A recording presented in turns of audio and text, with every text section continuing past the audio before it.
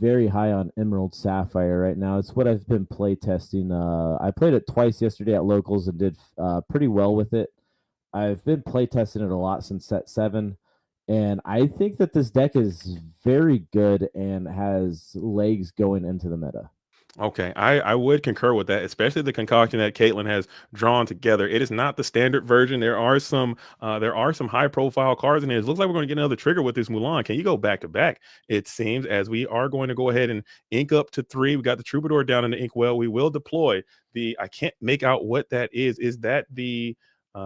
There's too much glare there. I might have to take my frames off. Still can't see. It looks like, is that the Rapunzel?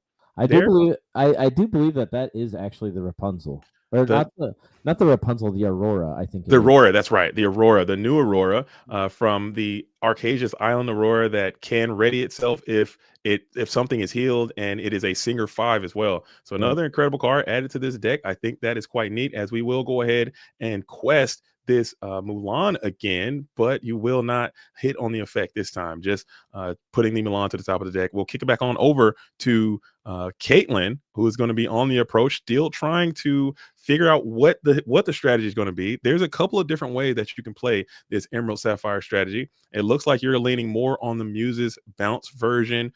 You do Right. have enough ink to deploy the how far I'll go as a hard cast. Checking 2, sending 1. Great card. And we will make that determination here. Long and hard. I think you could. I typically, this deck, when I have tried this deck before, it does have a hard time dealing with Pete, the game's referee, because they play so many actions, especially this version. And you don't really have that many cards that you can bounce. But it looks like Ray's spicy version does have a little lower cost characters that you're going to be able to get some value out of your Muses. So we do just going to heavily ramp and leave that Clarabelle up, threatening the shift line going into the next turn. And Ray needs to make something happen. Maybe get another song off the top of the deck. Right. Yeah. Taking out the Clarabelle shift line here would be extremely it would be extremely good. It put her in a really good position to where like she doesn't really have to worry about like a huge threat coming down next turn. Mm-hmm. There are still like 5 drops and 6 drops to be wary of, but nothing that's going to let her accumulate card advantage back um, after double inking or whatever. Oh, and we do hit the whole new world. And Mulan, just a straight wild card renegade. If you guys are not familiar with that Mulan card, it is a Floodborn, and it is whenever it quests, it reveals the top card of the deck. If it is a song, you can play it for free. So I can't, I have to look at the card again to make sure if I'm not sure if it's mandatory or if it's a can effect, but that whole new world will be played for free. It is a super high rolly type effect, but you have hit twice already, getting tremendous value out of this Mulan. And you're going to be able to get another song off with your Aurora to break up that shift line. So Right. this is looking really, really good for Ray here, who is an incredible player. We're going to spam out the Cindy, just more singers up. You're threatening another shift Mulan if you felt so inclined. So this board is expanding at an exponential rate, as we'll kick it back on over to Caitlin, who has fallen behind on board in this early game number 1 of this match.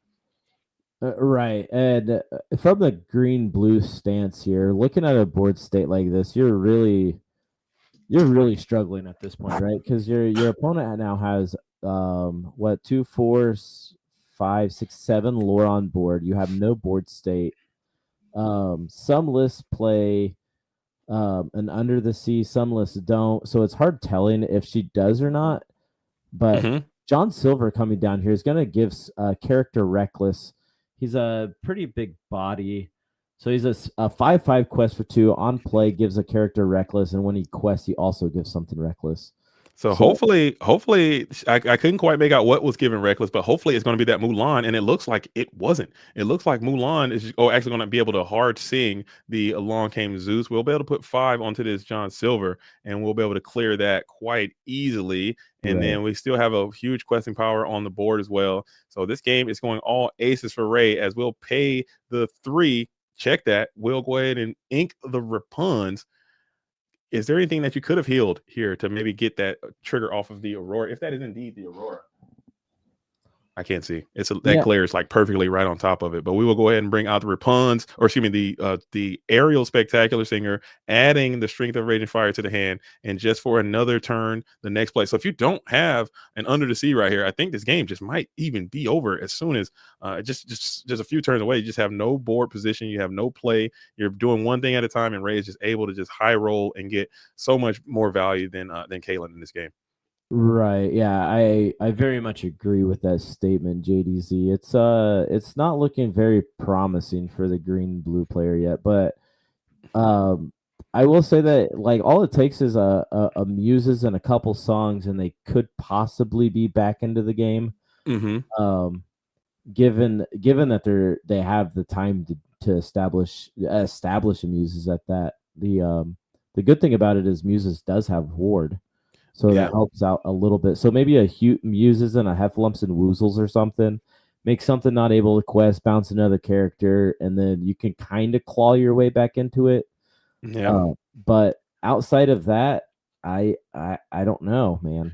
Yeah, I think you need that John Silver to get a little bit more range. He got dispatched relatively quickly. Super, right. super, super down tempo play with the Mulan was able to sing. And there are the music that you talked about. So I ain't heard no bell, says Caitlin, as we're going to try to claw back out of this arduous position as you're sitting down 11 with only one character in play. You're going to get the manner down into the inkwell as well. And you're going to need a song here to come off. And you're going to need to get that thing to be completely able to something good. Heffalumps and Woozles will be great here. I think you're correct. Let's see if we get it. And there it is. There is the play that I just talked about. So I think that we heffalumps and woozles probably the Mulan here, I would think, to make sure that they don't get any free value.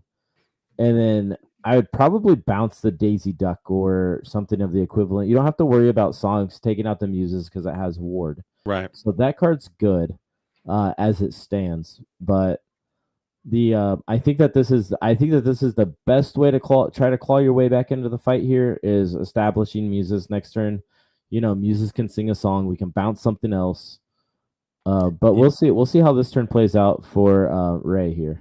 I think you probably, yeah, if you can get another music, have music sing a song and get a double bounce, that could be enough to slow Ray down just enough in order to try to claw back into this thing. Maybe you can stick that Peter Pan, maybe you can stick another John Silver, or maybe you can find an Under the Sea. I believe Under the Sea would have a 100% KO rate right now and send all these characters to the bottom of the deck if you can get to that 8/8 required. And you got to be playing the card. I'm not sure if Caitlin's playing the card or not, but it will be a great Under the Sea here if you could pull that off on this next turn.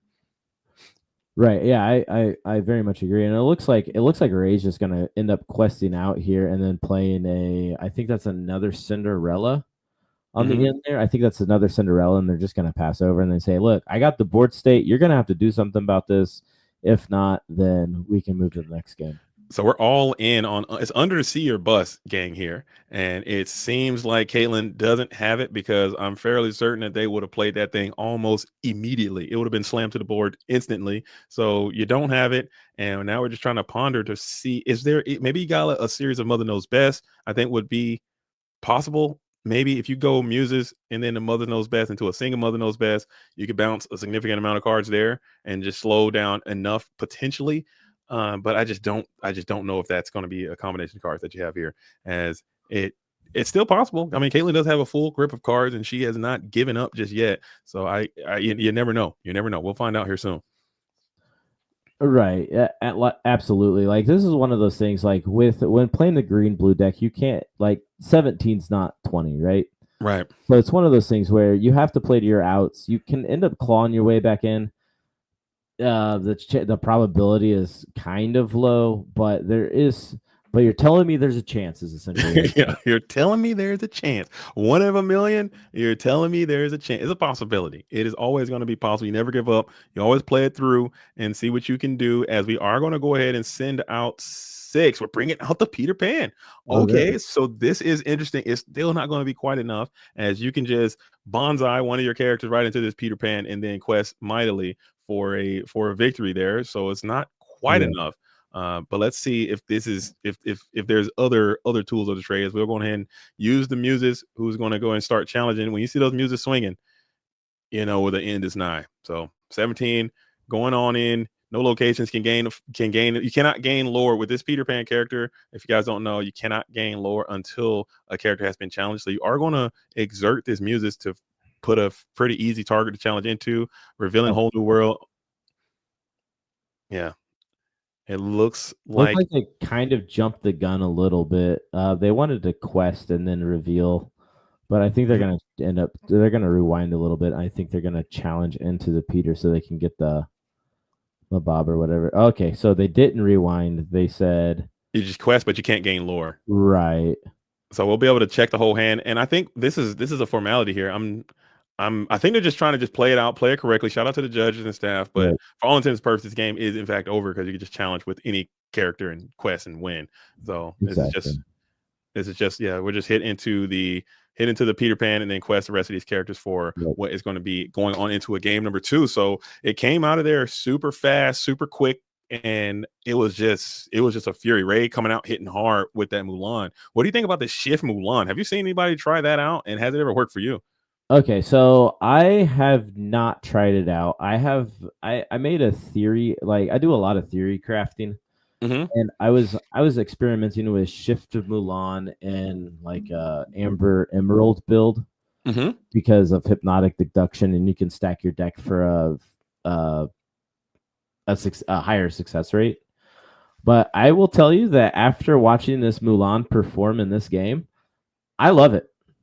I'm gonna give you guys a spice, and I'm sure these decks will be posted on the ink table or from the not ink table, excuse me, on the where are the decks? The deck website. I forget the name of the deck website. What's it?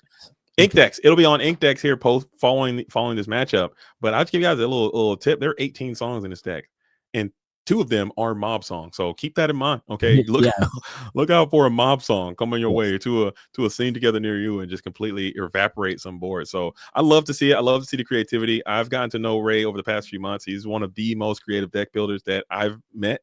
He has some great ideas, and he can really put those things to work in great action. So shout out to Ray, and I'm glad to see him out here in the ICL demonstrating some of his spice. And hopefully I can see more. I would love to see more Ray because I think he's a super incredible good player. I borrow a lot of his decks all the time. He's always cooking up some hot stuff, and I just love playing the spice. And he can make spice, but also spice with a purpose. Spice that works and gives you a competitive edge, not just spice for the sake of spice, which is what I do enjoy as well. Yeah, absolutely. So moving into the game, so I would be inclined to say that moving into game 2 here, I think that if the green if Caitlin can land a turn 2 ramp into muses, on and have a turn 3 muses, I think that very much increases the chance of winning. Mainly because they also play a lot of songs, and they have the muses. I mean, like anytime you see a person play muses, you automatically assume like this person is playing a lot of songs, you know? Yeah, Caitlin has 15 songs in the deck. So we got 15 songs versus 18 songs. So we got song versus song. We got the R&B slow jams versus some heavy metal progressive. You be the judge on which one is which. But both players playing a ton of songs in a different variety, as we are going to start strong with this Clarabelle again. Just trying to get some bodies onto the board, not fearing this Cinderella Storm play at all. Just trying to start maybe getting some early lore in. As you know, this deck takes a long time to pile it on.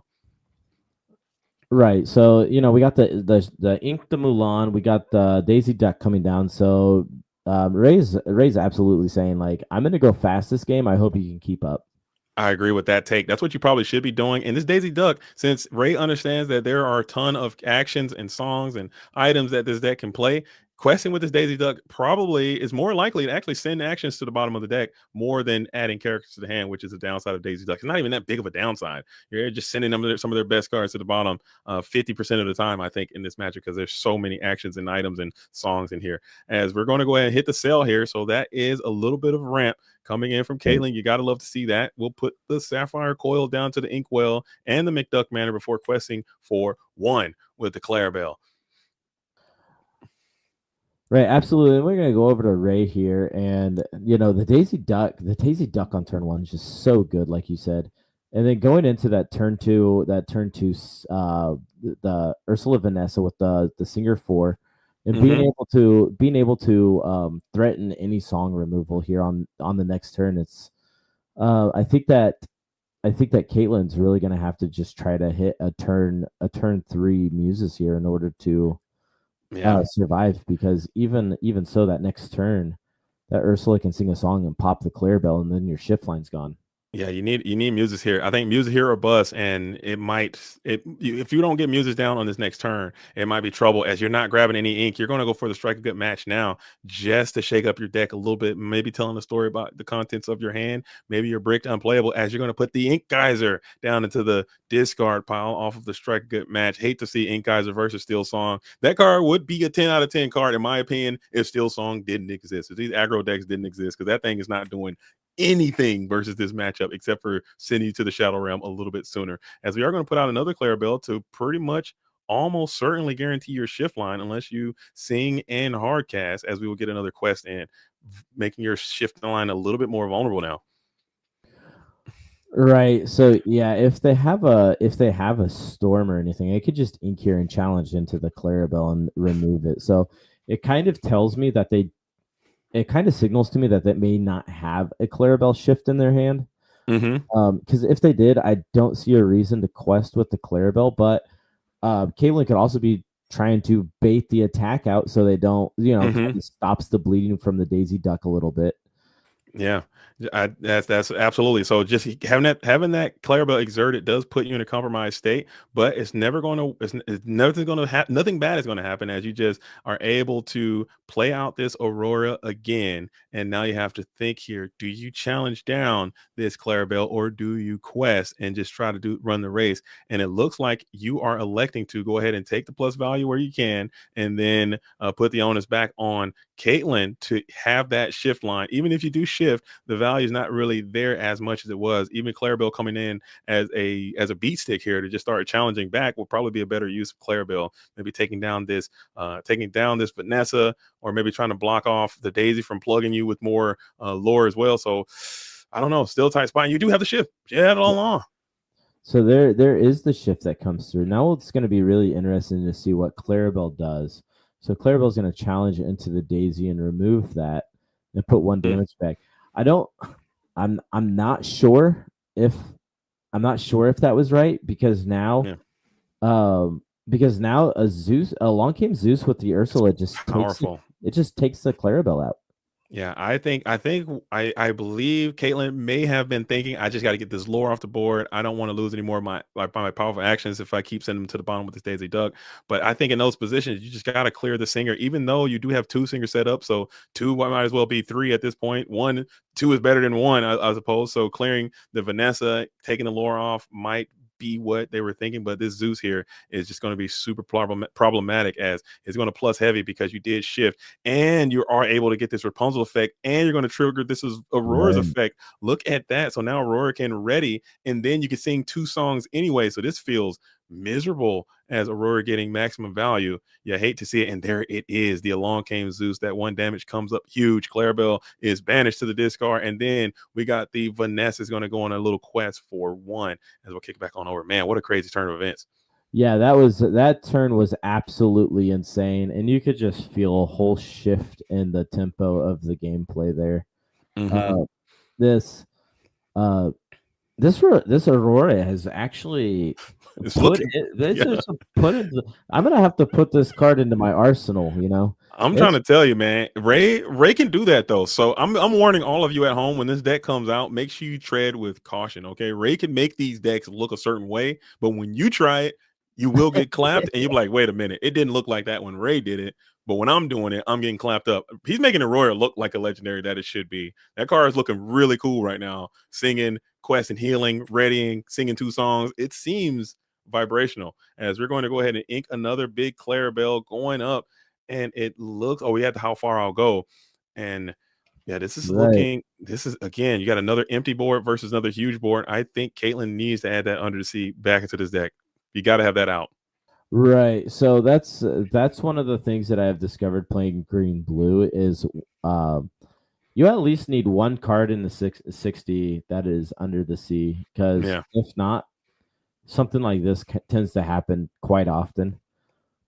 But yeah, so Ray's just gonna play out an aerial, look at the top 4, put the cards back at the bottom. We don't know what's in his hand. He may have already had like a whole new world or something and then just put them all back. We don't know if it was a real whiff, but we do know that he has 5 characters on board and his opponent does not have any.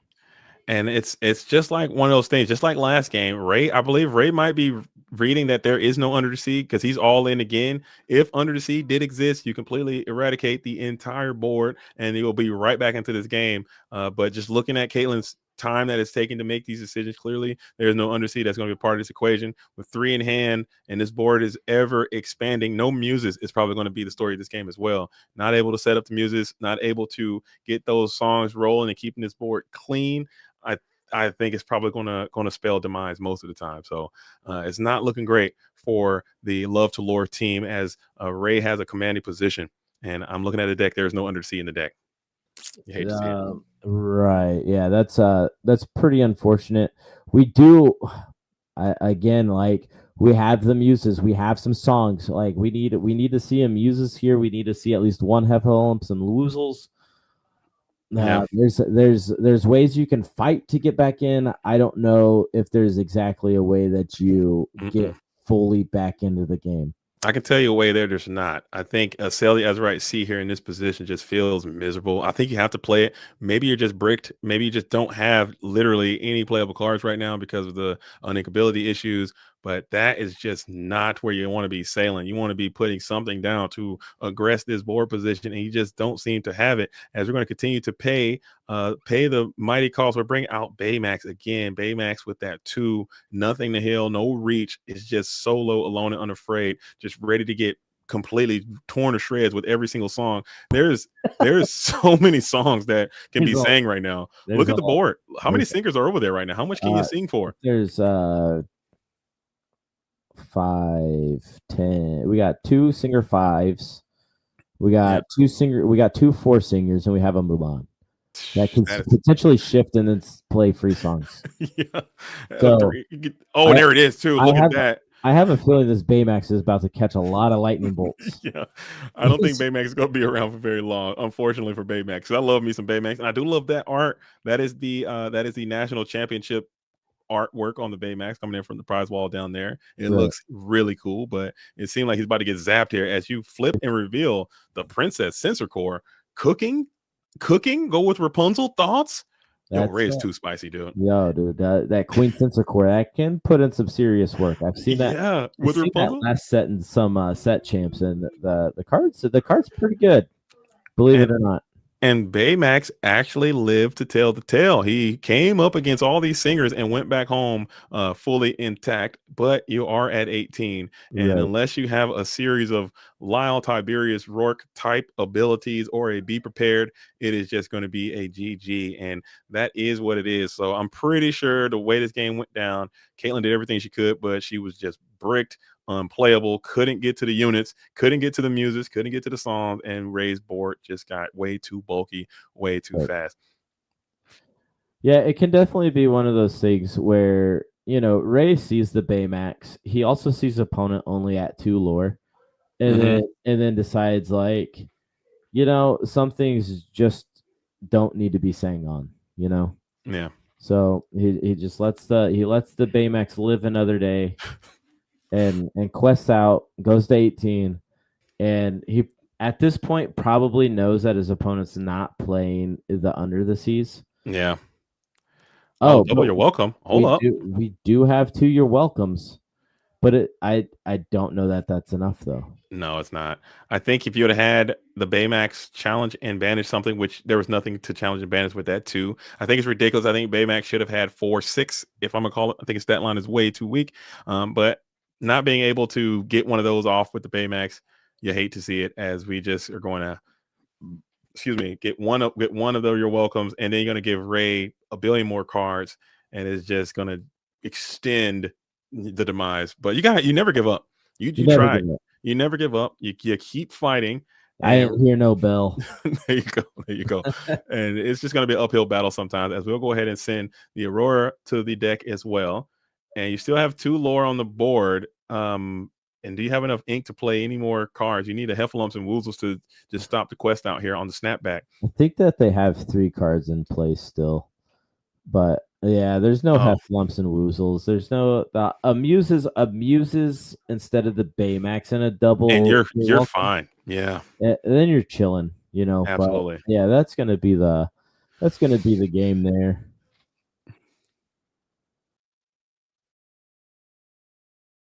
All right. So we're gonna get in. We're gonna get loose, and we're As gonna the get. answer against blue steel, and Yeah. then you have potential to go fast enough for red blue because you're on like 12 one drops. Yeah. Oh my So gosh. All right. mo- All right. All right. All right. So we're gonna get in here and talk to the players really quickly. I can hear. I can hear myself, Luke. I don't know if you can. I don't know if you can hear me coming back. Okay. Okay. Okay. Okay. All right. All right. So we have the SLTC versus Love to Lore. And first, we'll start with you, Ray. I love the deck. hello, hello. I think it's Thank you. super spicy. You know me, I'm a huge fan of you. I like the spicy deck. Can you talk about that deck really quick and what made you bring this to the tournament? Um, I've been playing Green Steel since set 2, and I think going into set 7, I wanted something different and fun. And Hmm. the moment I saw the one drop Mulan, I was like, I can shift Let's Mulan. go. Let's go. So Let's go. actually, one of the spice I had was if I was up against any purple decks or blue steel was Mob Song. Yeah. So the thing is, like Mulan can hit Mob Song and get rid of like Bell, Smeeze, Pete, Tala. Pretty much, you get free Be Prepared, and then whatever you don't finish, you can use it on the Aurora that you hit, heal it, get another removal, or potentially a whole new world. Um, so, Duh, so That is it's that is that is so cool, man. And I love the deckless name. I love how it's called High Rolling Baby because you can yeah. high roll just like you said. Oh You can get those yeah. characters rolling. You can get these songs rolling, and the game will just come to a screeching halt. It was like Have you had the opposite of that happen though? surprisingly, its hit rate was really high when I played it.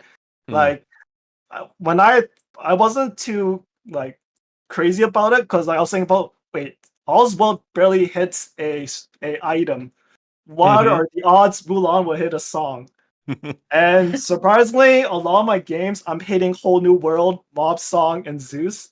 So I guess my game one would have been the high roll because she hit a Zeus off top, got rid of the Clarabelle, and then she hit the Whole New World twice as well to like, I think if she gets off a free play, you kind of just win the game.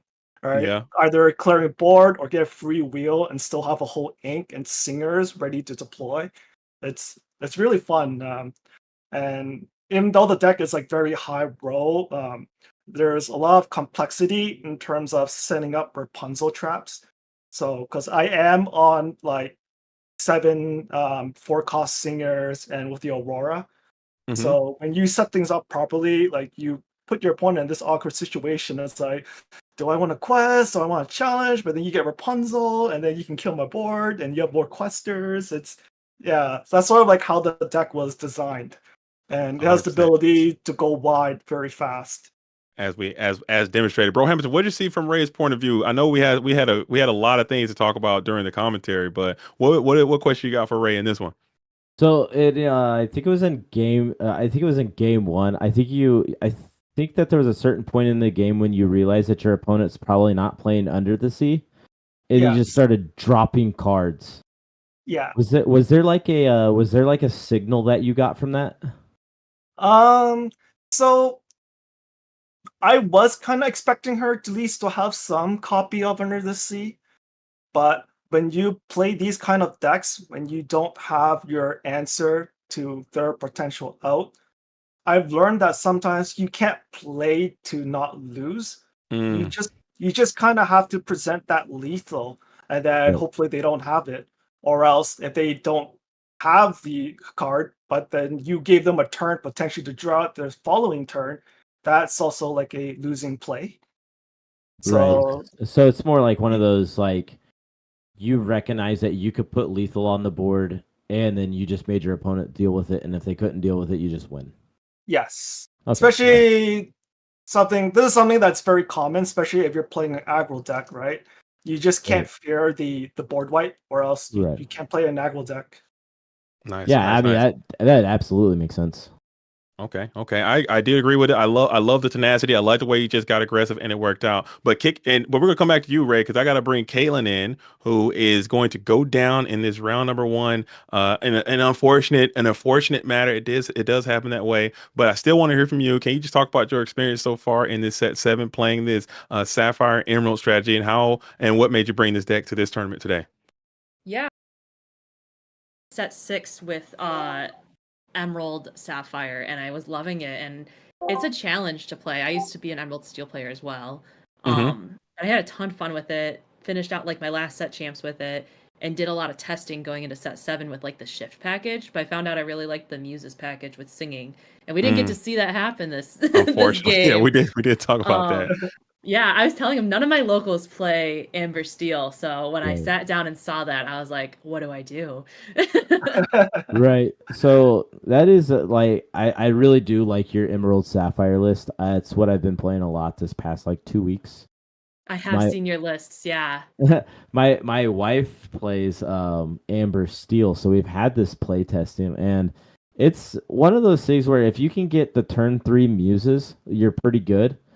But if you don't get the turn 3 muses, it can be kind of rough until you find some way to like claw back into the game.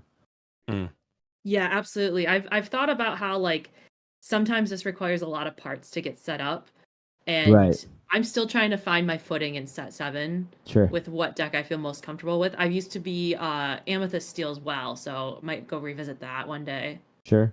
Okay. But I would like to see, would you make any changes? I would love to see some number of under the sea in this deck just to have that threat, because just not having, there were some turns there, as Ray mentioned, as he presented these very large, massive boards, you could have had an undersea and turned the tides and been right back in this game, even in this matchup. Is there any thoughts? What are your thoughts on that card, and would you consider putting that into your Sapphire Emerald deck? I considered it before and just didn't, so like I think it's a must now. I had Ink Geyser ready for like something that ramps to like Yeah. Right. stop them, and then that didn't happen, but that's fine. I used to run the Emerald Coil. That's pretty fun every now and then if you make the Peter Pan evasive and then they can't hit him. Oh, That's actually really Yeah. funny. Yeah, oh yeah, hilarious on this That's side of great. it.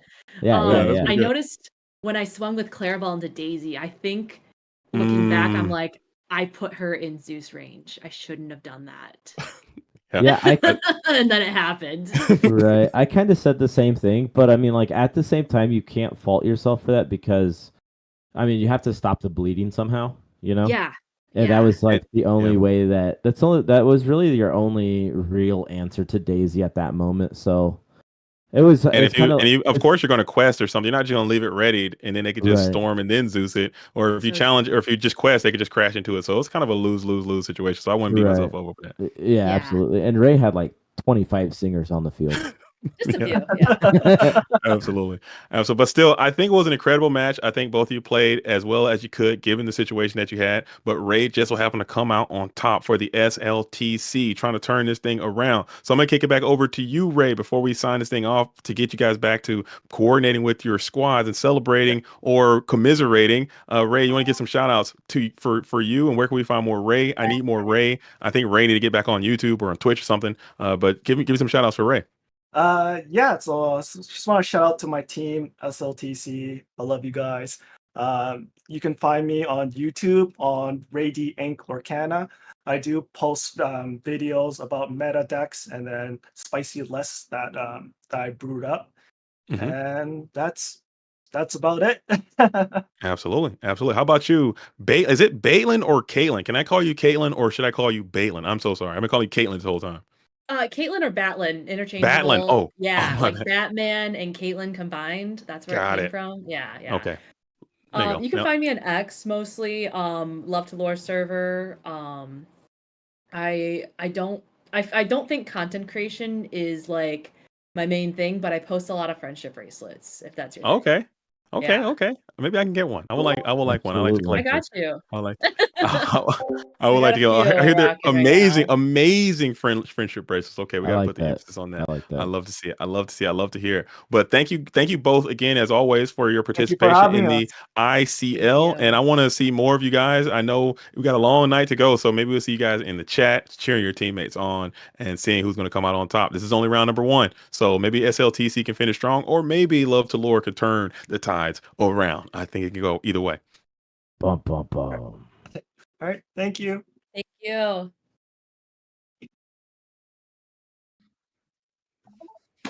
All right, bro Hamilton. I think it was great. We got there. We got something done tonight.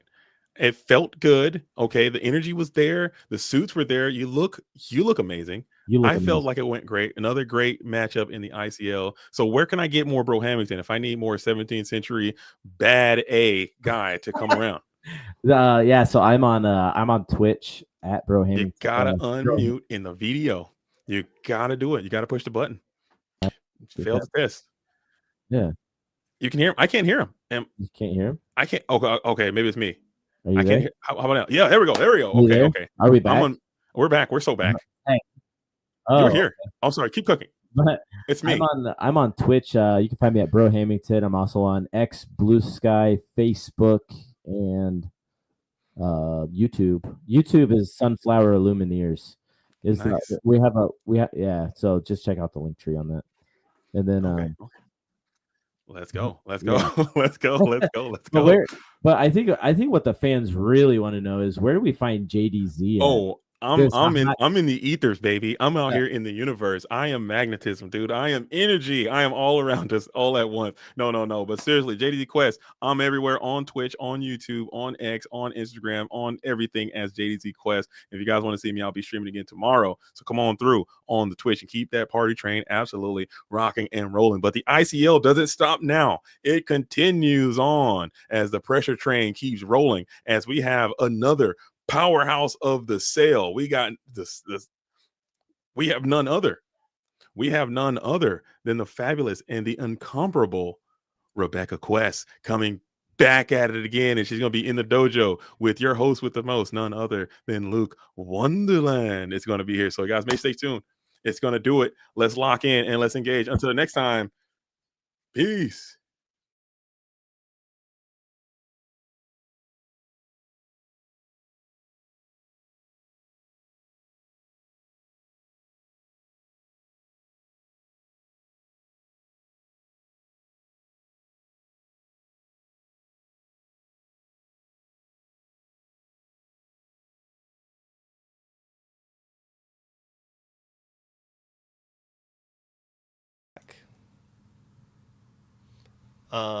So Discord is not hearing you. Can you disconnect and reconnect? I'm gonna have to re-put you in. Video hates me. It hates me. But we're gonna do an ad. You can watch this ad while we figure out why this isn't working. Because it likes me like that. All the people who are subs get to watch me right here as I sit here and talk. I can see that smug face, JDZ. I understand you are having... Yeah, I can see that little laugh. I can see it all happening the whole time. Let's see if we can hear Rebecca now. And now?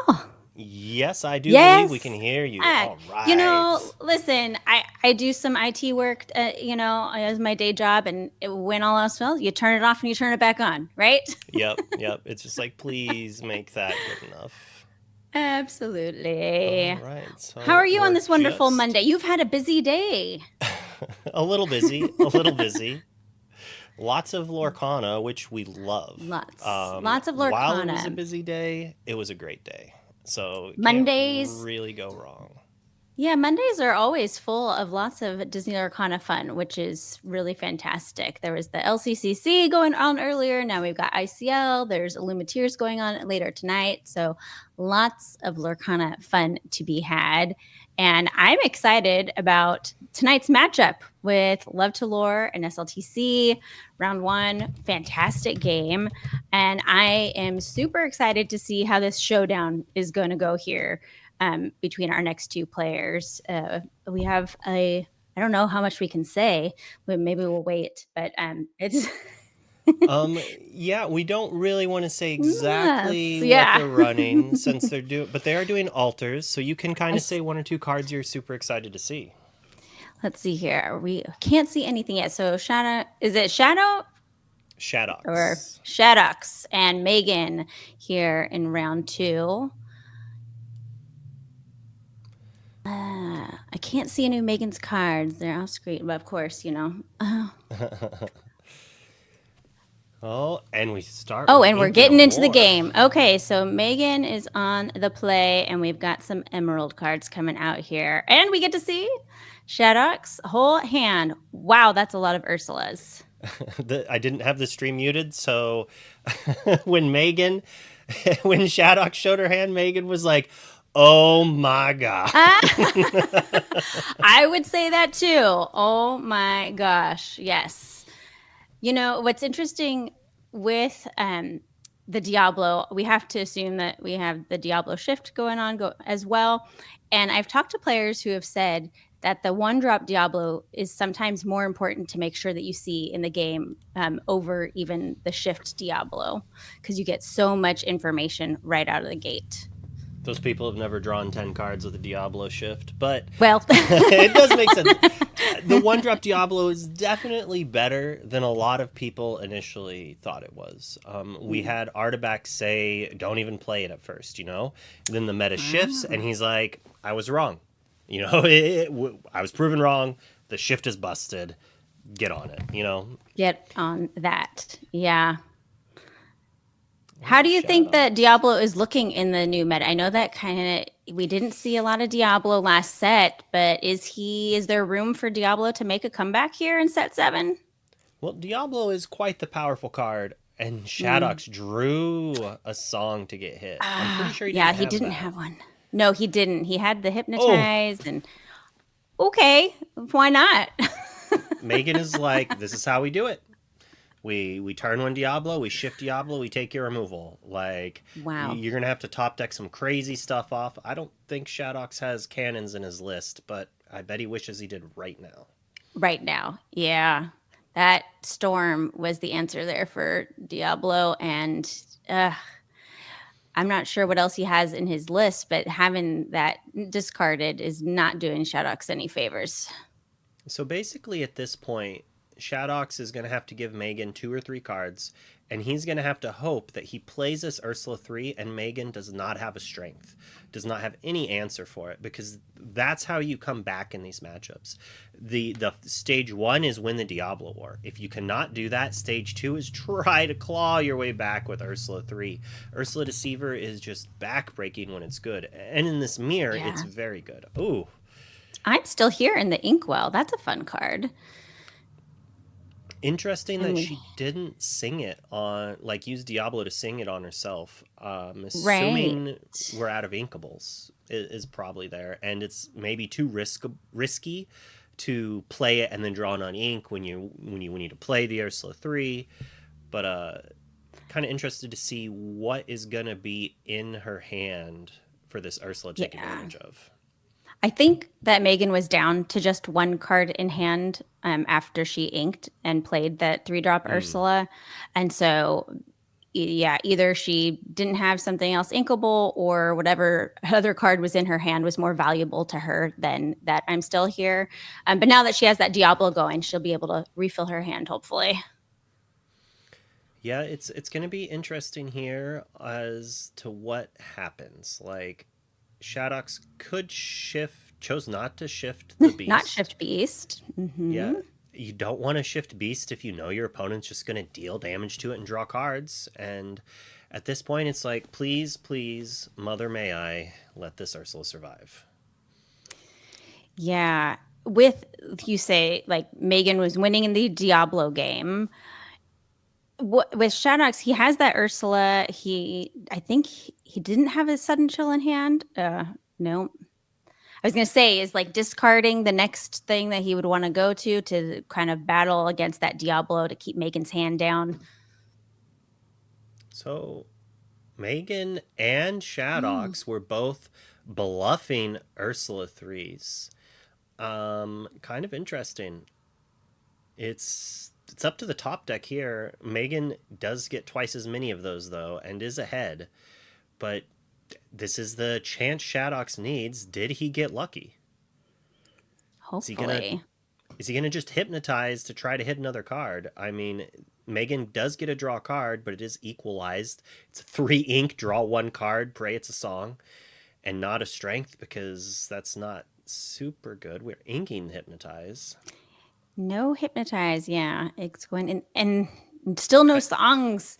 Man, that's you have 2 Ursulas out. Obviously, you just played the one this turn, but to have that Ursula sitting there and no song to sing feels sad. It's terrible. It's a terrible feeling I felt before, and it's not good. Not good. And Shadox plays another one, hoping that maybe they don't both get answered in case there's a storm. But if it's a rage, if this is a rage...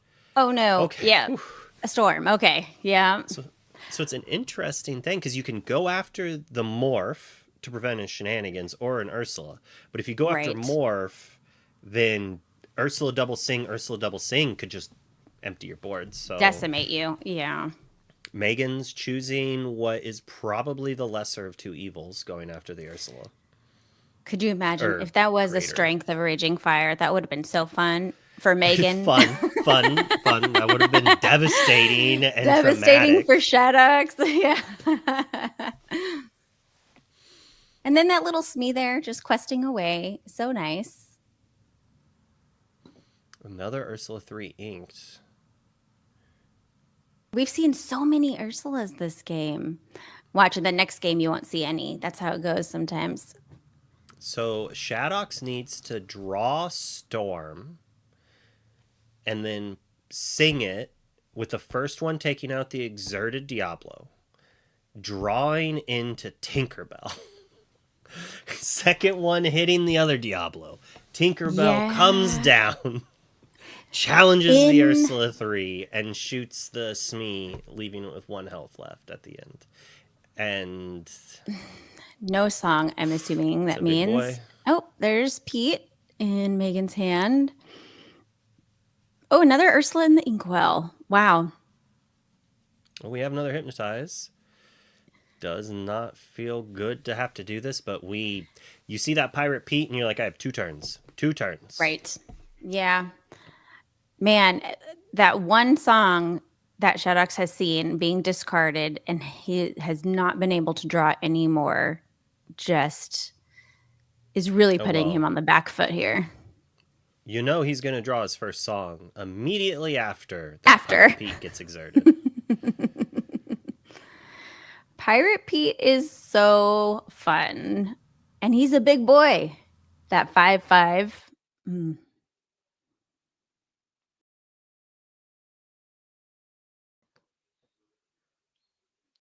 Oh, and there's that strength. We are going to double sing a strength. No. We didn't get it last turn, but here it is now. I think at this point, I would be fine with conceding just to preserve my mental health. Sure. Yeah. I mean, at this point, Megan's at 9 lore. Shadox at nothing. And it really feels like, how in the world could you come back from this at this point? Yeah, one player had it all, but we did see the Ursula survived a turn cycle. And if Megan didn't top deck or have the Ursula 2 to hit the Storm, or the Storm waited one more turn, an embarrassment of riches on Megan's side, just taking out everything. She is out for blood, and Shadox is going to be the one feeding her. Because man.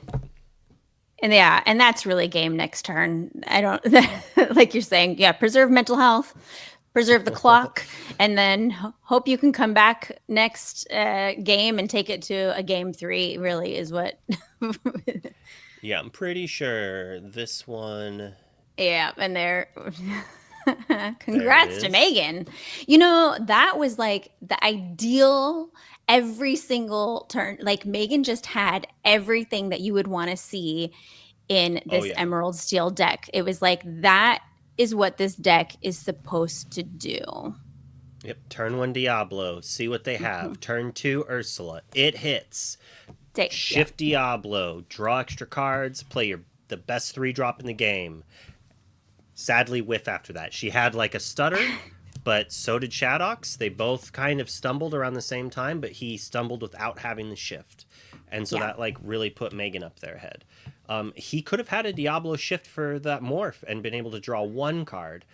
Hope or just trade. It's a rough choice there, having to trade Diablos when you're already behind. And not having the shift Diablo and not having any songs. He had the Ursulas, but then if you don't have the songs there, because really that's what you're banking on to help take care of your opponent's side of the board with this deck, right? So on to game 2. See if Shadox is able to open up with the same explosive start that Megan was able to. Yeah, Megan was on the play last time, so maybe here Shadox can get out in front, get a little bit ahead of Megan, find the cards that he needs, and this Emerald Steel mirror match is fascinating. I know you are a fan of Emerald Steel. Just a little. Just a little. Just a little. I've been known to dabble with some steel occasionally. Do you like how the Emerald Steel list is looking in the current set? It does look pretty good. I am a fan. Yeah. I do wish it was a little better than it is, but we can't have everything. It's interesting that the world went from maximum aggressively altering with your Diablos to not doing that to maybe doing it again. It's hard to say, but turn 1 Cindy was one of the scariest things that your opponent could have for you, and now there's Belle doing it as well. Which is good. It equals out the playing field. If there's a bunch of turn 1 singers that can answer cards, it makes you adapt. It changes it. It prevents complete blowouts. And we see the turn 1 Diablo on one side. Yep. And Megan, gotta love it. She she altered and drew the wrong extra Diablo. Yeah. And if Shadox has that turn 2 Ursula, he's got something that he can take away from Megan. This is like ping pong back and forth. Okay. Diablo Ursula you, and now I'm gonna Diablo and Ursula you back. Let's see how good. Oh, and we do have it. And let's That's... happily discard the Find and Platinum. Yes. Happily. Yes. But Megan has to be really excited about the fact that there's no 2-drop, so he can't strength the Diablo. But then Pete comes down the next turn and you get the full strength. So if Megan's able to shift and sing removal on Shadox's removal, you said she had a song in hand. I blanked it. Was it a Storm? A Storm. It was a Let the Storm Rage On was in hand. Yeah. Did she have another action? Like maybe she draws action into... Diablo. We don't even want it. I wonder if he drew an extra strength and he's trying to get Megan into like just sing shift quests. Shift. Mm-hmm. Yeah, thinking, bluffing here that Find and Flatten went in the Inkwell. I'm discarding Strength. I don't have any other songs in hand, maybe. So. And she drew the Diablo. There it is. She even has the Storm. And she drew the action and the Diablo. Yep. Megan is obviously more in tune with the Ravens. The Diablos, they support Megan. She leaves out little shiny trinkets for them, and then they bring it back. She obviously is the Bird Whisperer. She's channeling her inner Maleficent in the best way right now. She's sending Diablo on her missions, and he is coming back with all the goods. Oh, so he must have drawn another song there, getting rid of that sudden chill. He drew 2 songs. One song. He had the Bruno, I assume. Well, I'm guessing My memory is not good. I really want them to allow notes. I'm not gonna lie. It is directly against me that I cannot keep notes. As I showed in the top 8, I swear there was a Cinderella Stout-Hearted in his list. I swear, but alas, I can't read. Alas. Pete's gonna pray that a storm is on the top of the deck or a strength, and Megan is gonna hope she top decks her own Pete to keep her Diablo around for as many turns as we can. Man, I love Pete. He's so fun. You know that your opponent just wants to do something good, and you're like, sorry. I love it when my opponents play a Pete, and I look at my hand, and I'm like, "Hi, you should have played that next turn." Next turn. Just commit more characters. I'm like, gotcha. Then they play the second Pete, and I cry. But Right, yes. All right, we've got that 3-drop Ursula down on Megan's side. I forget if she has any songs in hand at this point. well, after Diablo triggering, I'm sure she will. She has the heart of the Yeah, cards well, with her. The caw of the cards. She are does with her. tonight. The caw of the cards. See, both players have. Looking at deck. Oh, she does. She has 2. Oh, so what would you get rid of here? That's. I mean, it's rough. Oh, boy. None of it's good for you. Nothing's good. This is like no good choice here. The question is your hand better, or is your 2 characters in play? Do we have a Right. song in hand? If we, okay, our hand is better than what we have in play. Yeah. The unfortunate thing is I just have this feel that Shadox drew the Pirate Pete and now won't be able to play it, because I guess if he had Pirate Pete, he would have played it this turn. I don't think there's any way you're not shifting Pirate Pete and questing when your opponent just played an Ursula 3. Because he shifts 4, right? Yep. So he could play it this turn if he did have it. So but he must turn not, 3, otherwise it'd come down. Yeah, turn 3, Pete Referee followed by Pirate Pete is a devastating chain of plays by this deck into any other song deck in the mirror match against Amber Steel, sometimes even against Sapphire Steel. It's just so big. They don't get to sing their songs. It just does all the work. All the things. And unless you have like a bunch of characters out, like that strength won't get rid of them. Hypnotize. Yeah, I want to see Pete come out in this game. We didn't see him last game. I want to see him in play. I just want to. There you go, right there. There he Into is. the There he inkwell. is. You wanted to in see the it. inkwell. Megan delivers. Yeah. And there is that man getting rid of both of Shaddock's characters. Like you said, I'm so curious to know what he has in his hand, because like you said, he obviously thought what was in his hand was more valuable than those characters on board. Oh, the Pete was there too. He was. But in the We're assuming he drew he it this turn. goes. We're assuming Maybe he drew it did. this turn. And he had that beast. Oof. Like, I cannot see a world that Shaddox would not have shifted the Pete there. Right. Oh, that's true. Yeah, he had the Pete out. So, yeah. And I see your beast and raise you another beast. Megan refuses to go down on card advantage at all. Even though Gee. she's drawing off that beast, she's going to draw more on her turn too. Man, Megan is just on a roll. All right, Yep, so Shaddox she- has 2 cards in hand now. And, of course, 4 I on think Megan. The world. Yes. The world. Oh, man. Oh, Okay. we're finally drawing it. 7 turns There late. he is. Say we can go by finally to that Diablo 7 turns Okay, late. I was wondering if she would remember or if they had to remind her. I'm assuming she was just moving her character. A thing that not everyone is aware, but you really should be. If someone storms your Diablo, you do get to draw a card off of the Diablo from the storm draw, if it's exiled.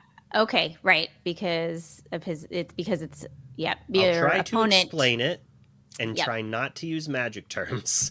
But as the card leaves the bag, you draw the card and deal the damage. The character doesn't get banished until the card's done being played. Resolved, And by the time right. the card's being done played, the Diablo has seen it, and then you get to draw off of it. So it's that irritating that even the best removal in the game is going to at least draw you a card. Yeah. Oh, Phil just double corrected me singing. that the storm never goes into the bag because I'm pretty sure only abilities go to the bag. I don't know. All I know is by the time the card is done being played, the Diablo has seen it and is able to draw a card. Maybe the card draw from the Diablo goes in the bag, but it doesn't matter because it does at least go to the bag. And while I was saying that, Megan was just answering and taking care of everything. Everything. It is her Yeah. house today. She double sung with that Ursula again, Strength of Raging Fire, clearing Shadowx's board, and he played that Storm and is down to 1 card, and he did 2 damage there to the beast to stop more card draw from happening for Megan. Because she's eating good right now. Like, she's getting all the cards, all the characters, and Shadowx saying, I cannot come back from this. Yeah, that is it. Wow. Megan just doing the most here. Really just showing you how it's supposed to be done. Yes. She hit everything she needed to. Sure, you could call it luck, you could call it skill. I'd like to think it's a little both. She got lucky to draw the cards she needed. She showed she had the skill by playing them in the right way. We're gonna swap over if you want to mute and undeafen in Discord, and then I have you muted here. Okay, the casters will be in here shortly for their interviews. All right, Shadowx. Hey. We just have to ask this question. I'm pretty sure I know the answer, but maybe you'll blow my mind. You drew the Pirate Pete the turn after Pete got banished, I assume. Yes. Okay. We were pretty sure that there's no way you wouldn't have shifted the Pirate Pete there and had your way with that board. But quite the disheartening draw. Very similar, actually, to Zach Bivens' LCCC match where he drew the Cindy 7 the turn after his Cindy 1 was taken down. Megan, congratulations. You had the luck and the skill to do everything you needed there. You drew the cards you needed, and you played them in the perfect manner. Thank you. That was very good. Unfortunate for Shadowx here. Definitely good. Yeah, Shadowx. Sorry, I didn't mean to cut you off. There was just so much going wrong, it seemed like, for Shadowx, and so much going right for you, Megan. It was like every card you needed at the right time. Absolutely. We were talking right after the match before this about how it was just every time he had Diablo, I had the answer, and every time I had Diablo, I had the answer to steal his Diablo answer. And it was just the cards were in line. Yeah. Story of my life. I don't know how many times I was just like, and she draws the storm, draws the action to play, draws the Diablo. It's great. It's fantastic. Yeah, game 1, Shadowx, you did not. I don't believe you had the shift Diablo, and you only had the one song that Megan was able to deftly steal out of your hand with Ursula, and you didn't. I don't think you saw another song after that in game 1. No. And the song that was stolen out of Ursula was my top deck after she Diabloed my hand and knew that there was no songs. Yep, you do what you got to do. Yeah. I played it and I said, I just need a body. It's gonna miss. And then it had one, and I was like, oh. Oof. Oh. Yeah, it wasn't even inkable. Now, is Emerald Steel a deck that you've been on before, or did you just jump into it with the new set? I'll start with you, Shadowx, because I want to hear from both of you on your experience with Emerald Steel and how you feel like it is in this current set. Yeah, I've been playing it for a while. I played pretty much everything, but Emerald Steel is something I've played on and off quite a bit. And in this current set, I think it's actually pretty good. I don't know about with red-blue kind of coming back into the scene. It might get a bit iffy, but against like blue steel, I think it's like pretty fine. Even against amber steel as well, that's pretty popular. What about you, Megan? No, I started playing this about a week and a half ago, and that's the first time I ever played green steel. I'm a Emerald Amethyst at the core. I've been playing that since like set 2. And I pretty much play that every single set, and it's not in a very good spot right now for the meta, hence the Emerald Steel. But knowing myself, give it a month, I'll be back on Emerald Amethyst. Well, you seem to have shown that a lot of the skills from Emerald Amethyst were able to shift over. I mean, now you're getting to use some steel removal for here and that. But being able to time your emerald cards, know that, yeah, sure, I just looked at his hand. There's nothing there, but I need to curve anyways. And who knows if he draws a card, and he drew a card that you could hit, and it was just absurd. Like, you really show that, like, you have to play these patterns. Yeah, there's definitely a lot from Emerald Amethyst that I've learned throughout the sets that is helping pick up this a little bit faster than I expected. I think I would. Yeah, I was saying that you were channeling your inner Maleficent, like in the best way. Just Diablo was at your beck and call both games. He was, truly. And I'm sad to say, you know, we had your deck list that we never saw the one little spicy card that I saw in your list, Shadox, and that is you have a Gizmo deck. Oh yeah, Gizmo Duck's great. Especially in I like was skill hoping matchup. we'd see him come down. Yeah, it would be nice to get him, especially in this matchup. He's like pretty resilient, and his effect actually matters sometimes. Especially, I'm still on Tink, so you know, it kind of combos with that. Super fun. Well played games to both of you. The caw of the cards, the heart of the caw, I think we were saying, was with you today, Megan. The caw of the cards. The caw of the cards.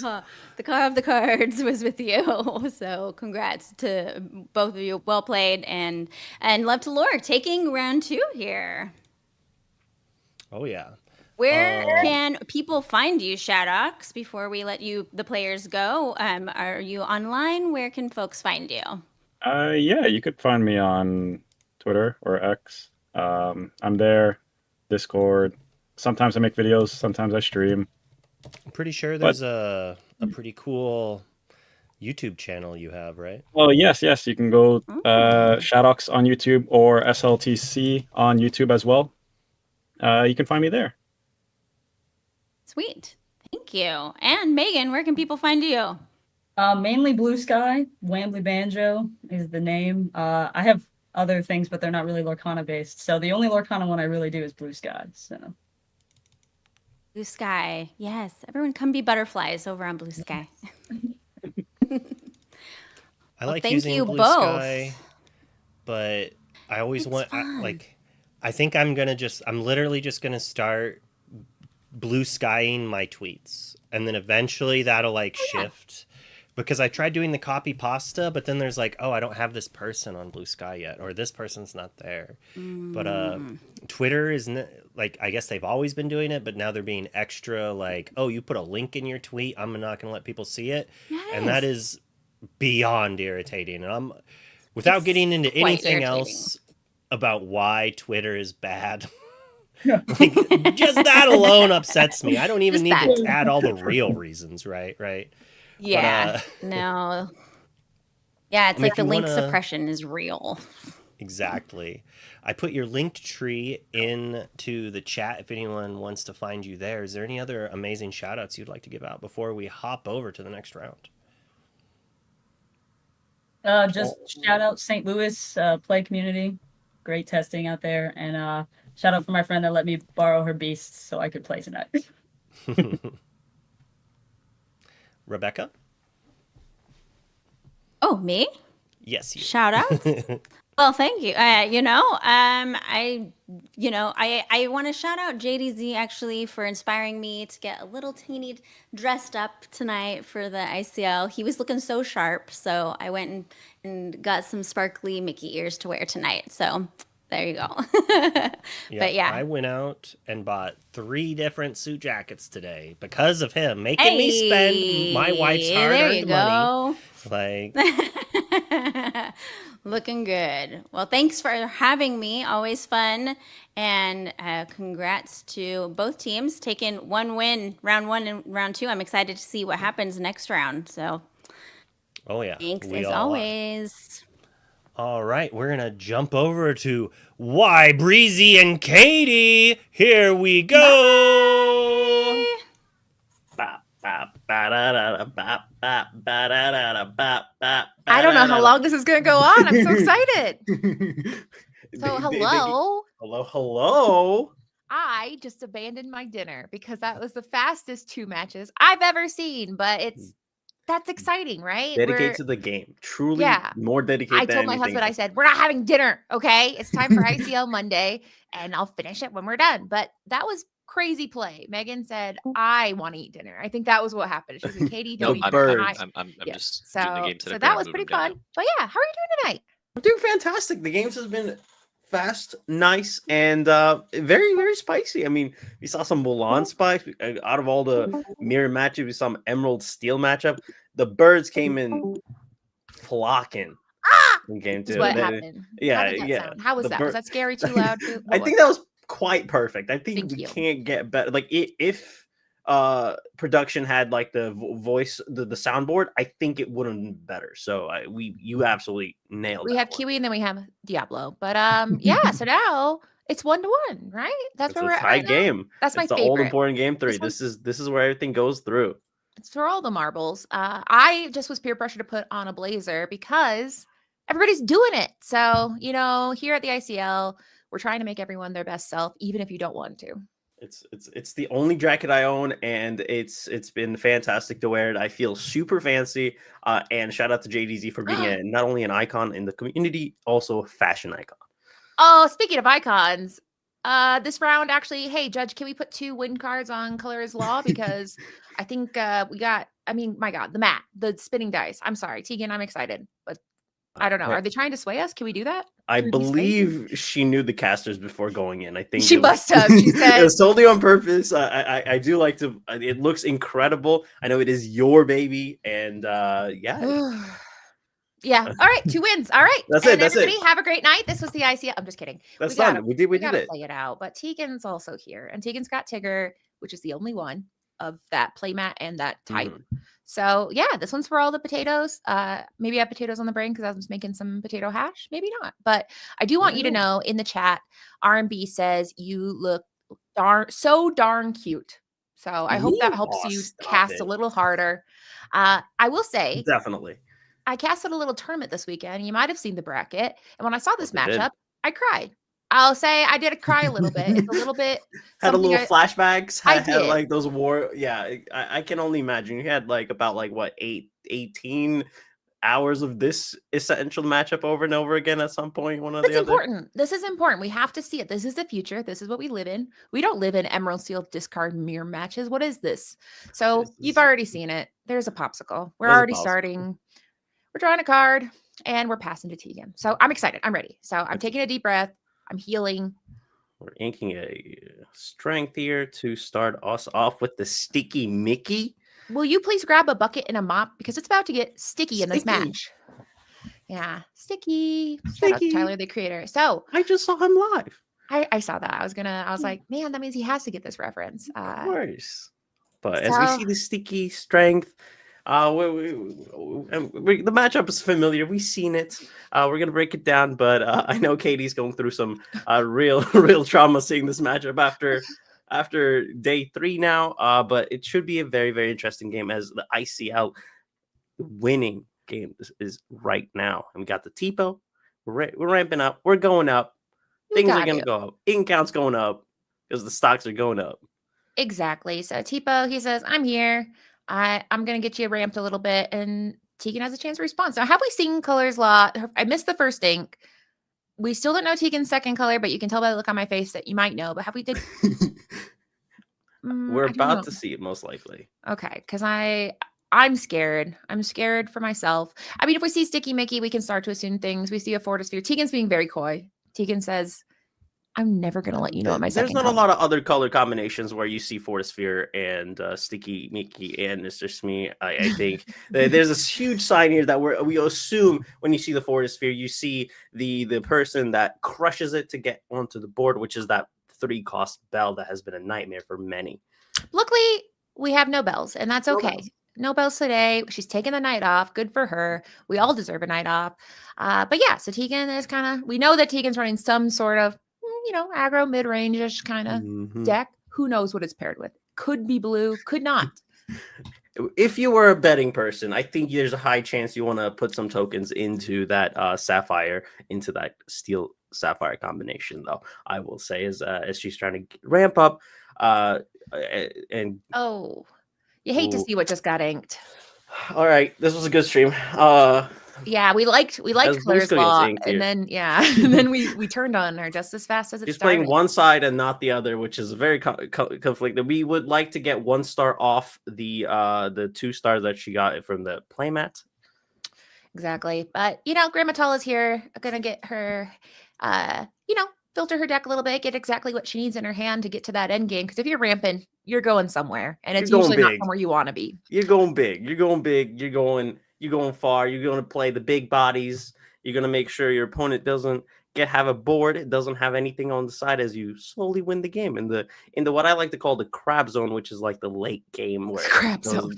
those Tamatoas get a little extra scary because there's not much you can do about them.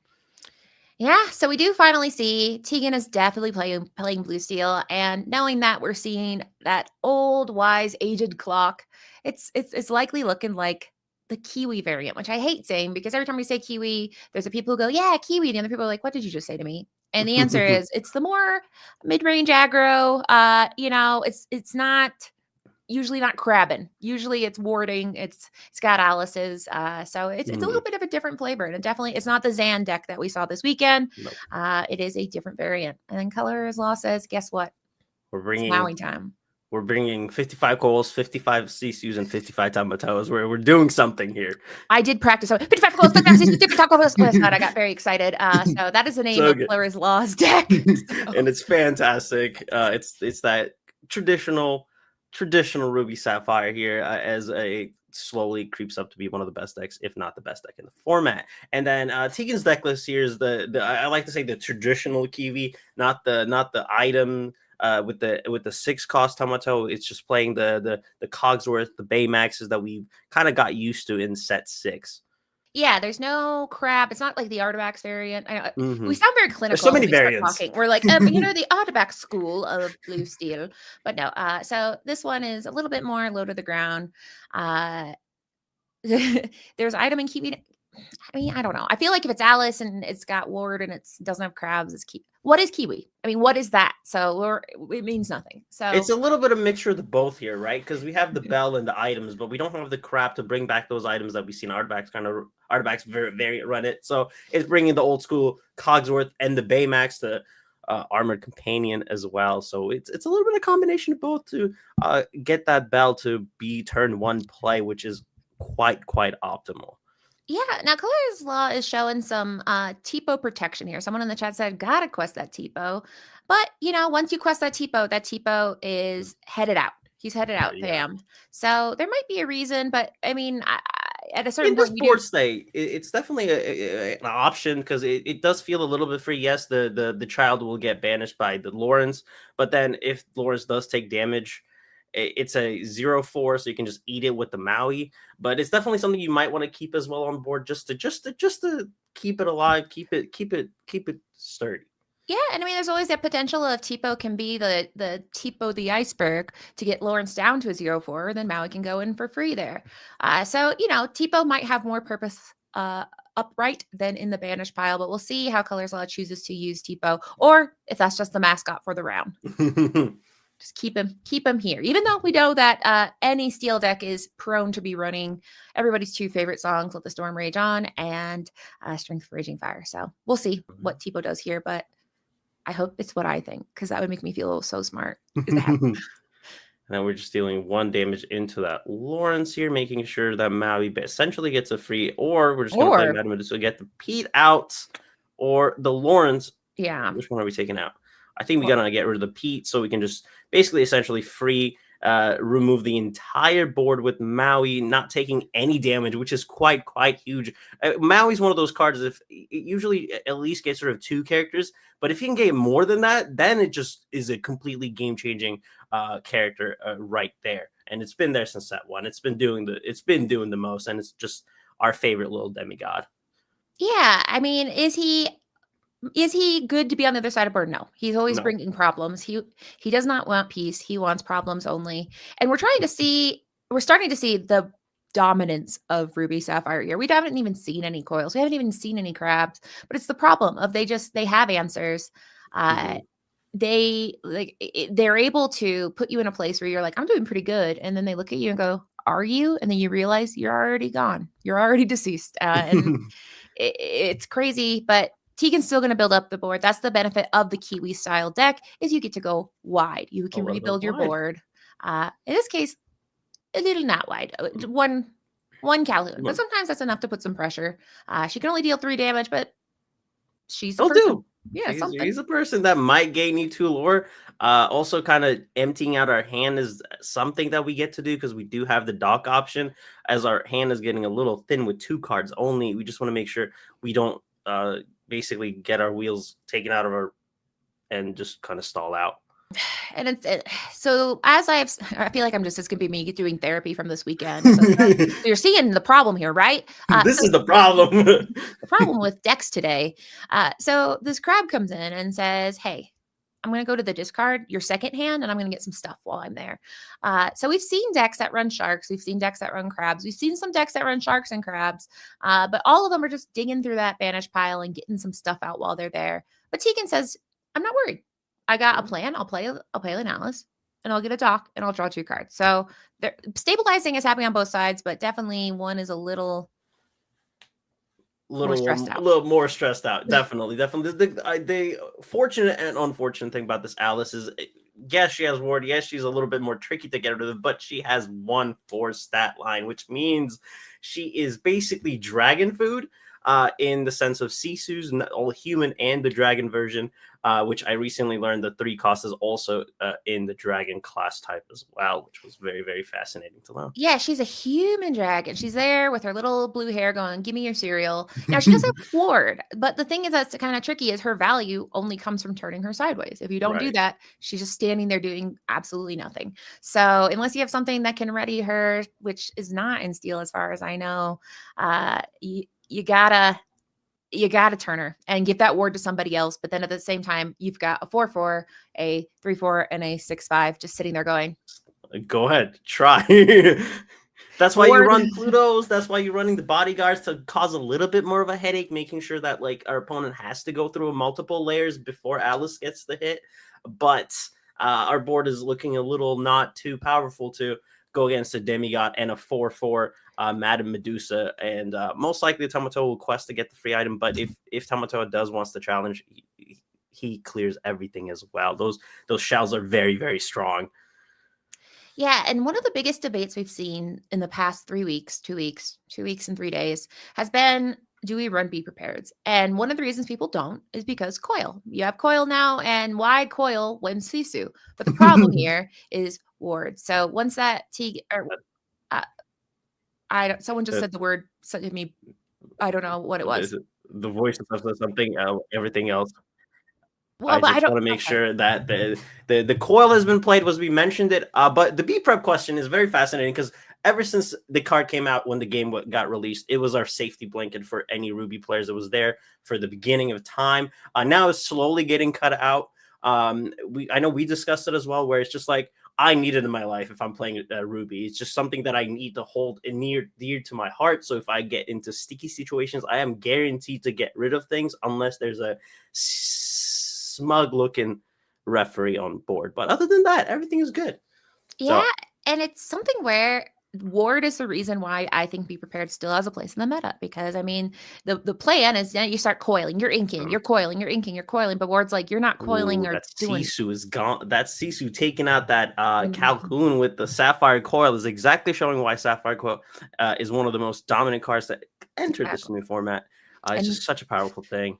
And Alice did not give out her ward to anyone. She said, "This ward is mine. I shall not quest. I shall not be challenged." And as a result, that poor Calhoun was coiled and sent to the banish pile. So that's kind of how we see why ward is powerful. But if you don't use it, this is what happens. This is what happens, folks. The coil comes for us all.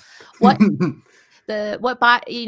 question used to be, does it get banished to Madame Medusa? The answer is yes. That's just the answer now, is with coil. It's just yes. Yeah. There's no if, why. It's just yes. Everything is getting banished by this Sapphire Coil and its friends, I guess. I mean, it's certainly it's consumers. It's consumers. Affiliates. It's affiliates. it's shareholders, I guess, in this scenario, because I see whenever Sisu gets a hold of that coil, everything is just absolutely removed out of the board. I mean, we ink and then shift into that Sisu. It's a board wipe. That's devastating on the other end of the thing. So I imagine she's going for that Sisu, knowing that at this point, if this Alice doesn't quest, if two of these characters, it doesn't matter if they have board or not. Big Sisu can come down and say, I truly don't care who has requesting away to get to A, giving our Smee ward so it doesn't get banished if there's a big Sisu coming up next turn potentially, and then we're just going to quest away with the dock to get to 9. We're slowly clawing into 20, but as Color is Law, a hater of coleslaw apparently, which you learned from the card, was something that it just like the later the ink count the higher the ink count gets, the more devastating her power becomes. Exactly. Yeah, and I mean, Tegan did stop. Did enough there to make it where now Smee's like, don't coil me, please. But once Alice is off the board, that's a one-time gift. So we shall see how Color's Blood plays this. She just drew some more cards with Popsicle. So her arsenal of things that can make you feel bad is only going to get bigger. Quest here, we're getting a free item in the sense of dime. I mean, playing a 7-cost item for free is it's fair balance. It's totally fair. It's all fun and games. It's totally meant to happen. It should totally exist in the card game that we're playing. As she prepares to play something at 6. Yeah, so we might see 5 another at Maui. Just absolutely wrecking Tegan's board here. Things are looking very, very difficult if you are Tegan here, unfortunately. Yeah, and I mean, I'm wondering, she did not ink this turn because, she said she's still at 7. Because if she would have inked, then she could have technically coiled down the dock and not taken a damage. But I guess she did not ink, which she doesn't have to. She's got. She doesn't have to. Yeah. Look at all that over there. We got Fortisphere to dig a little bit deeper. I know our hand count is not that high, unless we find another dock here. I believe we don't. We found a Smee instead. Not the 2-drop you want in this situation. I know you want to kind of have options to play, kind of make your opponent answer you at all times, because if not, this game is going to get away from Tegan very, very fast. Yeah, and we're about to see, I mean, 1 ink, and it's going to be a rough time for some Smees on the board. And now we're seeing that once you get rid of ward, then it's a lot easier to think about why you don't want to be prepared. So it's kind of like the balance of the only reason situations are situational is what I was told. Exactly. And it's just like, yeah, in this situation, it's not necessarily, but there's been times where you look at your CC or whatever, you're just like, I wish this was a B prep instead. So it just depends on what you're dealing with or whichever your opponent's playing essentially. So it's definitely which one do I choose situation, and depending on how you feel about your play style and everything, it will determine what you want to play. But yeah, I'm a beep prep lover. Beep is just it's just a safety blanket. Shout out to R&B's emote for that, by the way. There's a little prepared emote that says beep beep. Beep beep. We should just shorten it just the letter beep. We're done saying we had beep prep beep beep, and then beep, beep. But in this case, we're seeing some coil action to make that not such a painful challenge into that Smee. We still have an upright Smee and Lawrence, which is showing 15 on board. Just gonna heal. That feels good as well, making our Maui just basically not ever go to the banish ever. Getting our heal back is just such a powerful thing, making Lawrence and Mr. Smee can't get rid of any of our Mauis. Yeah. Oof. And then we get 2 more, get to 12. I mean, things are looking a little rough, because if those Lawrences and Mr. Smees get turned sideways, they're going to be demigod food. Yeah, now there's a possibility that there could be a bodyguard coming down. We do see a bodyguard in the lit. Manners aren't so scary when you have 2 Mauis doing just cool poses. All that fun stuff. We're just going to essentially say you have to deal with me or I win. So just answer or you lose. And fortunately for Color's Law, she has a lot of answers. She does. I don't think she has any cards in hand other than the one she drew. But we shall see what's going on there. That's always the only bad thing about camera games. I'm like, tell me how many cards you have right now. But we'll go ahead and get one. We'll get one more for the road. One more for the next turn if you're gonna see it.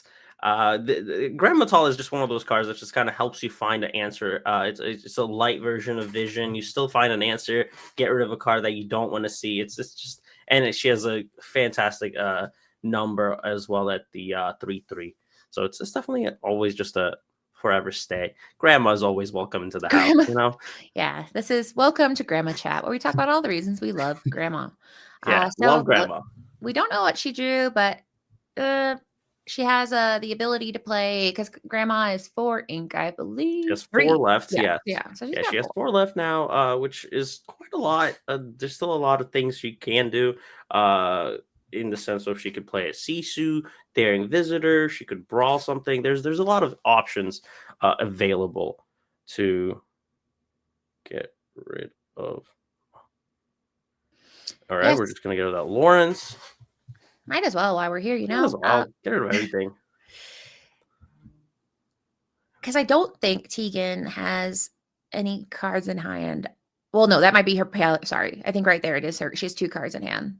So it's not so scary for Colors Law to take some time to just weed out the board, clear the board, and take a beat, because ultimately, even if it is a couple removal spells, it's not so scary on her side of what Tegan can play this turn versus what Colors Law can do after the recovery. Also, she just presented Lorthal, I believe, as well, because we have the Tamato with the 2, and then the Lady and Grandma to get the other 2 to get to 18, and then Dime to close it off to 20. And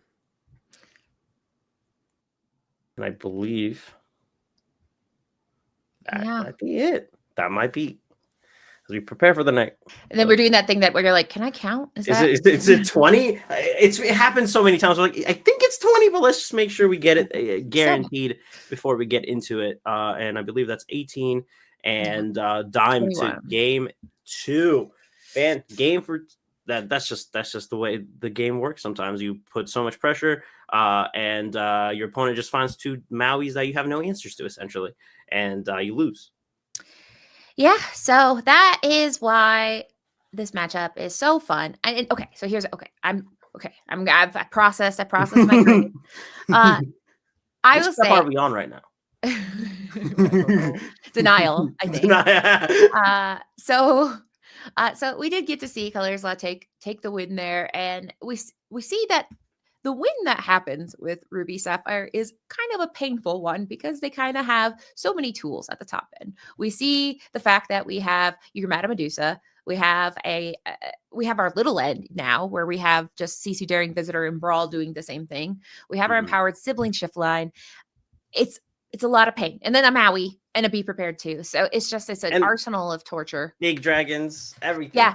Yeah. We even got a big dragon. And we can do it all. Like, that's the thing is, we talk about win conditions, and the win condition we saw there is, I don't need items. We have a Tamatoa win condition of Tamatoa so shiny. I don't need that right now. I'm going the other way.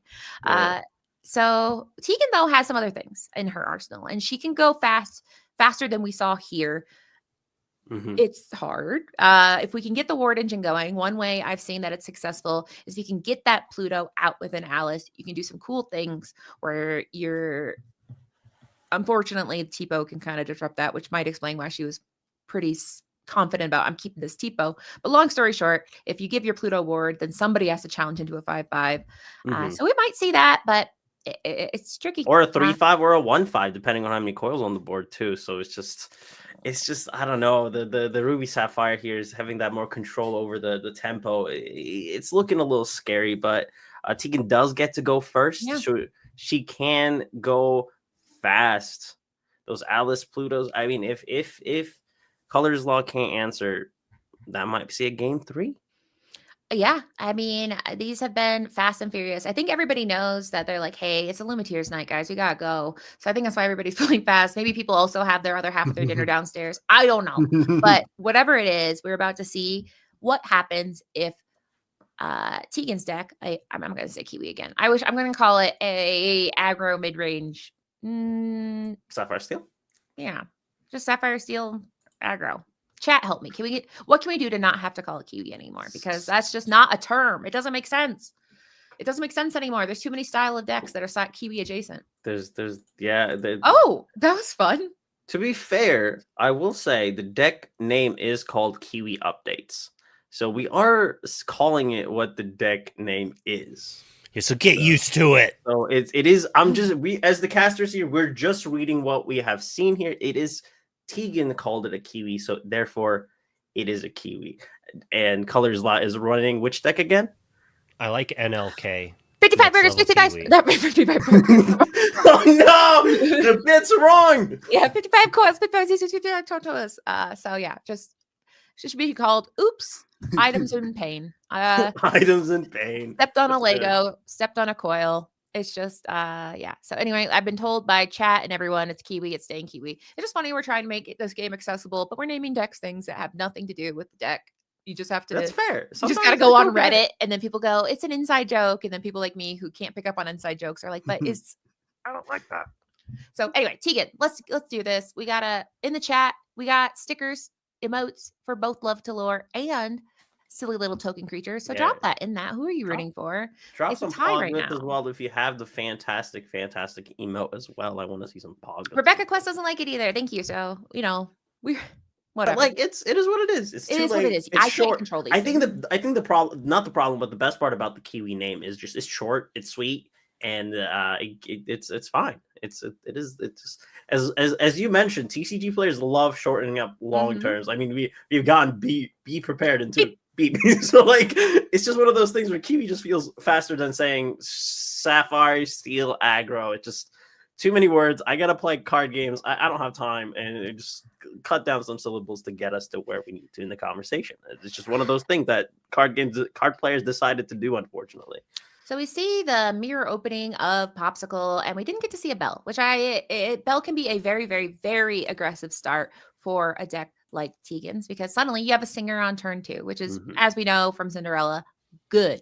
But she doesn't have that, and it's not the end of the world because Color Law is relying on some variants on her end too. She has to have a Tipo to start that ramp on this next turn, or some kind of Sail the Azurite Sea. Or just Sail the Azurite Sea. So we'll see what Color has on her. I just Color. I already shortened things. I'm my own. I'm the problem. See? Shorten out names already, just extra syllables. It's fine. As we ink the brawl here, we dream about the ramp here and Tipo. He's here. He's here. He's a wonderful child, one of the best children in any Disney movie ever. He's omniscient. That's something that people don't talk about enough. But Tipo has a little omniscience because he is able to see his dad in peril, and he's probably going to see a lot of people in peril because he lives in a deck that puts people in dangerous positions. So it causes the danger a lot of the cases because that ramp is so crucial getting into turn 4 mouse territory. Yeah, and it's hard for Tegan right now because ultimately Smee is there to he quests, he challenges, he does it all. He's a rock star, but he's not singing. He's not singing a single song. So it would feel good to have something because we saw that Tipo can be a little disruptive if you throw his little body at one of your other characters. But in this case, we're going to see Tegan ink another Smee, say, okay, I need to get something out here that can do something helpful. And it's an Alice, which, as I mentioned, can start an engine that is very, very powerful. Definitely. Giving Ward to just Smee and getting a third lore from him is very, very strong as well. Just constantly putting that pressure early on, making sure Colors Law can't set up like we kind of saw last game where she had just this Maui and then Tamatoa just getting that 2 lore into 20, just making sure that Tegan always needs to be answered to get the win.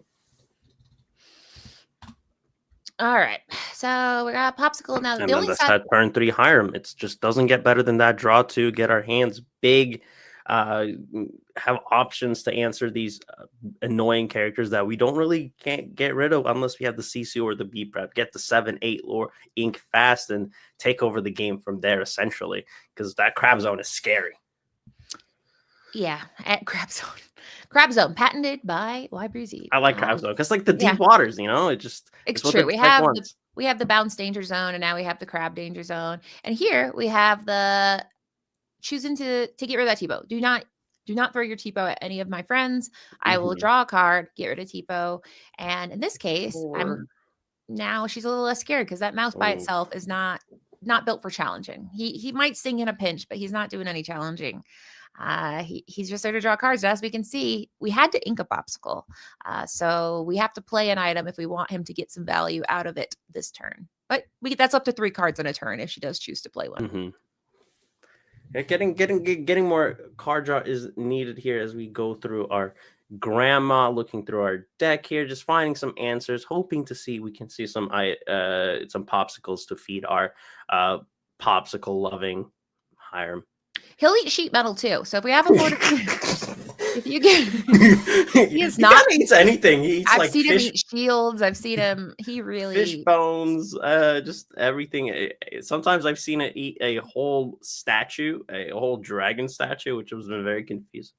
Yeah, he is kind of does it all. He's a toy maker, but he's also not picky about what he is eating. And in this case, we get to see him challenge into that Smee, which gotta stop the bleeding, right? Gotta make sure Tegan doesn't get to 20. Getting to 7 in 4 turns essentially was very, very scary. So gotta stop this tempo, make sure that we can get to our late game, make sure we have answers to get rid of early threats.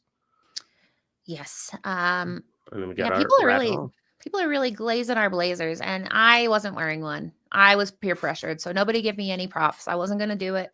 I wasn't. Gotta do it. It's part of the ICL dress code at this point. I just been told every time I don't, I think JDZ just gives me a stern dad look. So because of that, I've decided that we have to step up the fashion game. It's true.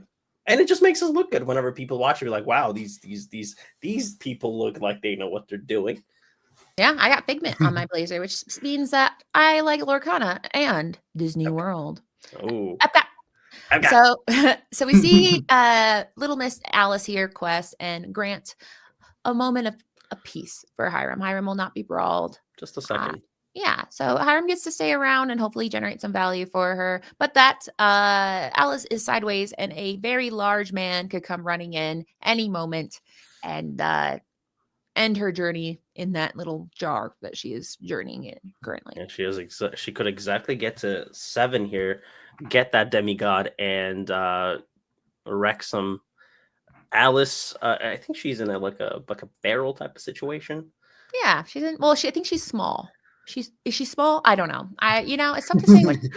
She's small. Either way, we get to see a sale. So this says to me that Colors Law is looking for some cooler stuff. She's got stuff, but it's not cool. She needs better stuff.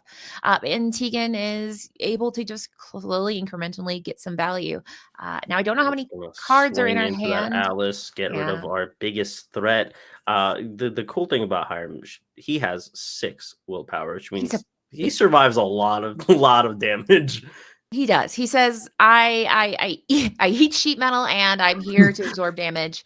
And now suddenly this unwarded little mouse is fine, because I guess he still has ward. It's the warded. He still has ward. It didn't end just because Alice is currently. But it has a scary shift target that if Tegan decides, okay, I'm gonna go try wide, it's not gonna feel that great unless it's just a bunch of Smees and Lawrences.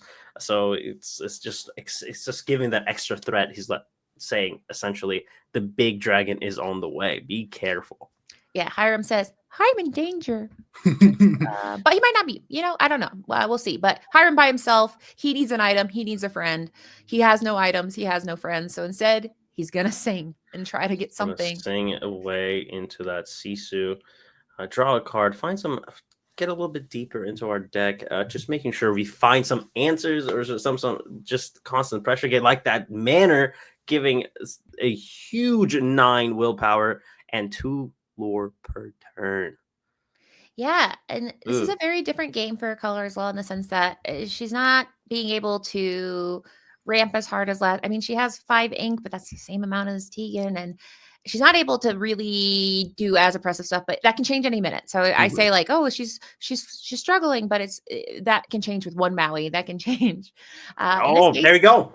We just answer we just answer the manner, which is a huge problem with one of the best cards ever created by Why? the gods. What does that card do? Tell us what Bluesco is all about. It looks at those pesky little annoying locations that you're tired of having, because usually the Ruby Sapphire is like, he sees these manors, these libraries, and just can't do anything about it. But guess what? Cusco says, I'm going to demolish those buildings and build my own.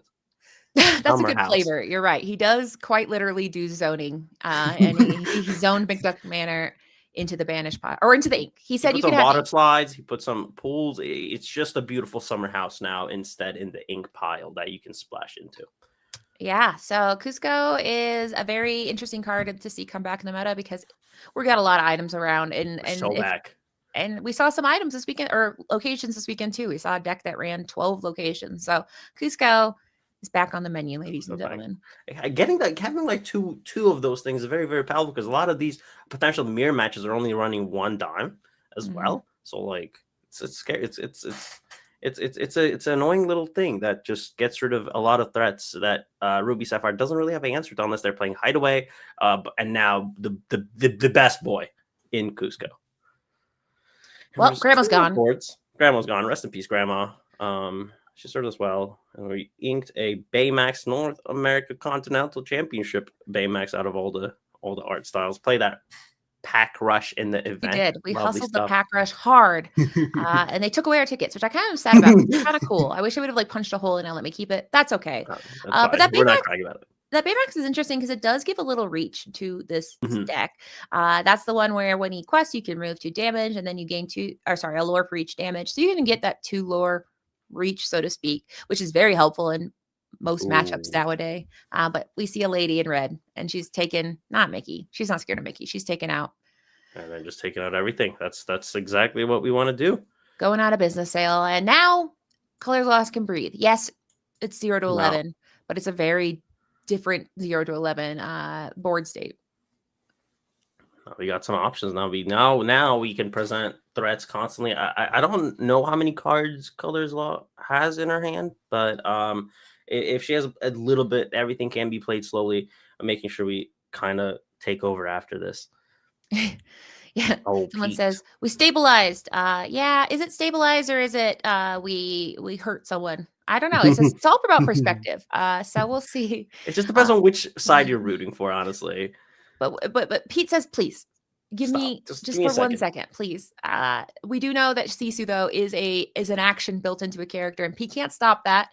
But we'll see. We'll see what she chooses to do. She does have 8 ink right now. This is indeed Sisu territory, and as we see the Sisu, Sisu, Alice goes bye-bye. That is the second Alice as well now. Now getting rid of the big threat that closes out games 2 out of 4. It's getting a little bit thin in finding our answers. I know we haven't seen the Cogsworth as well, but things are looking a little bit into Ruby Sapphire's territory now, where late game means power. I've been hitting this pose. I thought I'd be able to say something sooner, but this is my favorite thing on the board ever. No, it's the T-pose of Pete when everything around him is banished. That's the saddest board state in the world, where Pete is there saying, I'm going to protect my friends. And then everything around him gets absolutely obliterated. And Pete's just like, so sad. Oh, so that is a little T-posing man with nobody to protect. And he can sing, he can quest, he can hang out with Belle. After all, this is your board state. Yeah, no, I wasn't pushing all the way. I was doing a T-pose. My green screen's not wide enough. But anyway, Belle, we got Belle and Pete, and that's rough. That's something. It is something. Those are challengers. They will get rid of stuff. I mean, the Sisu's gonna quest for 3 potentially, which is very not so great for Tegan. But we those are 3 threes, which will get rid of a lot of things on the board. Yeah, they can do work. They're can do here things. They're here to help, but not much. But we'll see. So now Colors Law sitting with a nice comfier.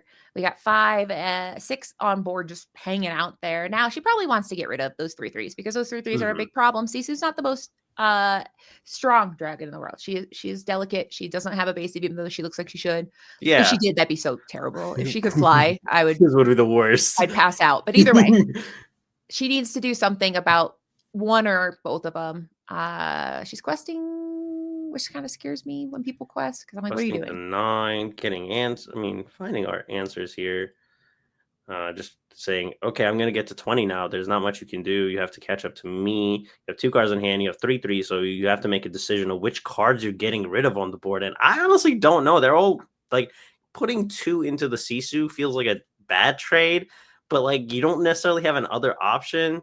It's just So I'm a little bit. Oh, so Cusco's second ability there. So it's hard to see. giving resist. Yeah. So she quested, for 4. Yes. So essentially got resist 4 if she decide. No, yeah, she gave resist 2 to everything. So Sisu is gonna stay alive actually. Yeah, and you don't have to exert him to do it, which is kind of crazy because No. most abilities you have to make their part of the cost. But in this case, Kuso's like, hey, how much you got? 8? All right. No problem. As a resist 2. Everything hurts. Now, is she really that mad at Cusco that she's gonna? Yeah, she says, Cusco, not Yeah. again. That was not cute. You got rid of my manor. And Belle takes. Oh, let me see here. Belle's still standing. Which Belle's, I believe, sang strength. Oh, got it. Yeah, sorry. So Belle's like strength. Pete did the rest. So that's nice. Good for you, Belle. Belle gets to hang around, and she has a lot of work to do by herself. A lot of work. Which never mind. She has no work to do. She's out. gone. She's into the banished pile. She said, "I'm just gonna sing one song, have a little performance, and then get absolutely banished into oblivion by the demigod." And Zenulus brought up a good point in the chat, answering a question about how Cusco can't give himself resist. So it's kind of like Cogsworth, where he's selfless. He's a selfless emperor. Of course he is. He's one of the nicest, kindest souls of all time. Yeah, so it says selfish, but I think that's pretty selfless to give everybody else resist. But Tegan's got 3 cards. Playing a Baymax without the reach feels a little unfortunate here. Well, next turn, we can go around the block because it's when he quests 2. If he survives. Because he's only 2. So, like, it is brawl territory. It is. Well, Pete's here. We got Pete and Baymax. They got their friendships. Okay, there's some stuff. Friends. 2 pretty best friends right here. And as we get into 4, getting to 17 next turn. Oh well, that just absolutely ruins any chance of Baymax doing anything as the second Sisu enters the board and kind of just saying this game is kind of over. It's kind of scary in the chat. Zenulus is like so pro Ruby Sapphire, and I'm like, what happened to that poor boy? Like, what? That's not that is his baby at this point. It's crazy though. I thought he was like a fun aggro guy, but that's how I guess everybody's going evil now. He chose to win games. I think he said I would like to win. I can't. I like to win games here. I'm tired of just playing like Lyle and like getting ruined by Sisus. And I was hurt. Yeah, that's hurt people, I guess, and that's what we saw here today. So we're gonna go into the interviews and talk to another hurt person hurting people. Winning is good. You can never knock somebody for saying I'd like to win, but you can cry when it happens. So we're gonna go ahead. I'm gonna get switched over the chat here.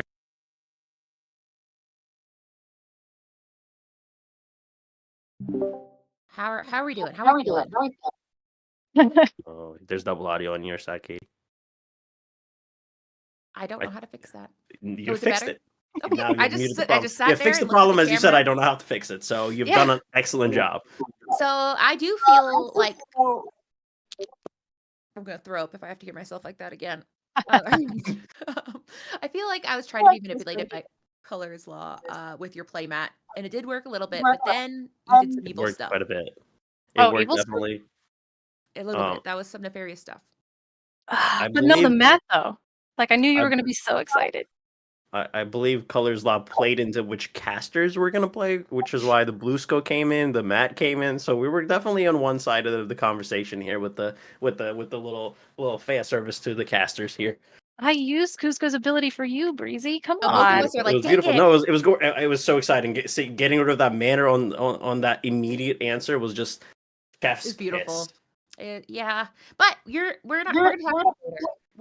I can't talk. I'm gonna just let you do this one, Breeze. It's okay. I do want to. It's a little bit of a selfish question, obviously, because I'm gonna ask about Cusco here. The new addition back into the format. Why are we adding the most beautiful man, the most amazing emperor back into Ruby Sapphire lists? I in set 5 I loved Hideaway because I loved like just 2 ink and then just continue to keep zooming. But like Pete is so prevalent right now that it is just a liability to try to run Hideaway. And Cusco is just a big body to steal, Yeah. so I kind of love him, and he's awesome to look at. And he had that ability that I literally remembered on the spot. Yeah, So getting that the Sisu survive with the resist 2 was just fantastic. Where I mean, Cusco took a hit there, but that extra lore just wins the game on that, right? So it's just fantastic little extra addition. Just very very powerful stuff. Going into the format as Ruby Sapphire kind of takes over the meta again. How do you feel about it? How does it look forward to going to Arceus Island? You like it? But you like I this? mean, Big Sisu is my favorite card, so I'm hyped anytime I get to play all my dragons in the same deck. Yeah. She's a problem, and now she's a bigger problem with that Sapphire Coil. As Tegan can probably attest to. Now, Tegan, I noticed your deck is titled Kiwi Updates. So, what were some of the updates that you were excited to make to this deck, and what made you tech your deck the way that you have it laying out today? Yeah, I mean, I was kind of expecting it and hoping to run into more of a steel matchup today, a mirror match into a Sapphire Steel deck. And part of that is the reason why I'm playing the Baymax and the Lawrence again. Those are cards that I played the Lawrence a lot last set and Baymax a lot last set. But they're both particularly good into steel, as is the Mickey 1-drop. Everyone's talking about how a turn 1 Bell is so oppressive, but we've had ways to play around a turn 2 Storm or a turn 2 Strength before. And so I'm just trying to kind of reverse my game plan to kind of go back into how I used to play the deck a little bit last format, which was relying on that Sticky Mickey on turn 1, so that when they play the Bell and they sing the Storm, you only take the 1 damage in that case, instead of the Mulan, which just dies in that place. So those were a couple of the changes that I've kind of been playing with the deck over the last little bit. It's been pretty successful, I think, in the mirror match and in steel matchups in general. The Baymax is just so good in a steel match where, they storm one of your characters and leave 2 damage on it, and you can kind of play that Baymax and get a little bit of surprise reach. So that was kind of my thinking in terms of how I teched the deck for today, and unfortunately ran into Ruby Sapphire in the draw, which is a really tough matchup, and it's even tougher when you only see 2 items between 2 games. Yeah, it's rough. I mean, the momentum can be really brutal on any kind of Ruby deck. So, yeah, I mean that's kind of this is a matchup we've seen, and I think we're going to see it again. So I'm really thankful that both of you guys did this match, because I think all of us watching can learn a little bit of what to expect as we head into Definitely. this competitive season. Definitely. I mean, the Mad Medusas as well did a lot of work. The Mauis did a lot of work in this matchup. So it's been very fascinating to see Ruby Sapphire kind of adapt into the field that it plays on every single set, every single format, and just having so many tools in the sense of what kind of removal we want has been very interesting to see get brewed up. And today we see it become very, very successful here. Yeah, I mentioned it after the fact too, that I think it was a really heads up play by my opponent to heal the Maui in game 1 with the popsicle after taking 3 damage, because I was sitting on a Storm in my hand, so I could have just finished off that Maui, and that makes that game pretty different. So realizing that it's not going to be a long control game of card advantage, and just burning that popsicle immediately to heal, I think, was part of the reason why game 1 ended up the way it did. Yeah, I mean that's kind of the Kiwi deck is like so been beaten up by it so many times. And Maui's always just like super clutch. Hiram is kind of like a liability at that point. You really can't. Drawing cards is not the best thing to be doing, kind of like what you were saying. So it's like just get Tallow on board, Medusa on board. If you can find a Maui, keep that sucker alive. Like, You found 2. You had 2 Mauis just going. Yeah, that was yeah. Scary. And I was telling Tegan the Cusco, I had to ink all of the cards I wanted to keep. out of my hand. I literally had so many uninkables, and I think I skipped ink several times to make sure that I didn't have to ink Cusco. Well, he put in work. He just showed up and went, boom, Answered baby, the big as problem. somebody Yeah. was saying. Kick some doors, demolish the location like he's supposed to, and got the big manor out of the board, out of the estate. It's fun. It was really good. It's beautiful. So yeah, beautiful play mat by both of you. I mean, Tigger's great, but I really liked your play mat, and I really like your spinning dice. That was really cool too. So I like when people show up. It was a little distracting. I won't lie. It is as calming. as a person that just gets distracted by like the Subway Surfer videos, it was very just like, whoa, what are we rolling here? It was very fun. Yeah. So beautiful game all around, and that means that SLT, the silly little token creatures, take home the win. But left to lore. You the second round, no one's gonna forget that. That was scary. Megan scared me, but I that was a really good one. And so yeah, but well, congratulations to Colors Law, Coastlaw, as I learned, could be your name either way. Great play and great play, Tegan. So before we say goodbye, Tegan, I'll let you go first. Is there anyone we want to thank? Any shout outs? Shout out to my locals, Games of Berkeley. I'm the TO there. And Battle of the Bay, which is a event I helped throw in the Bay. We're hoping to do another one at some point.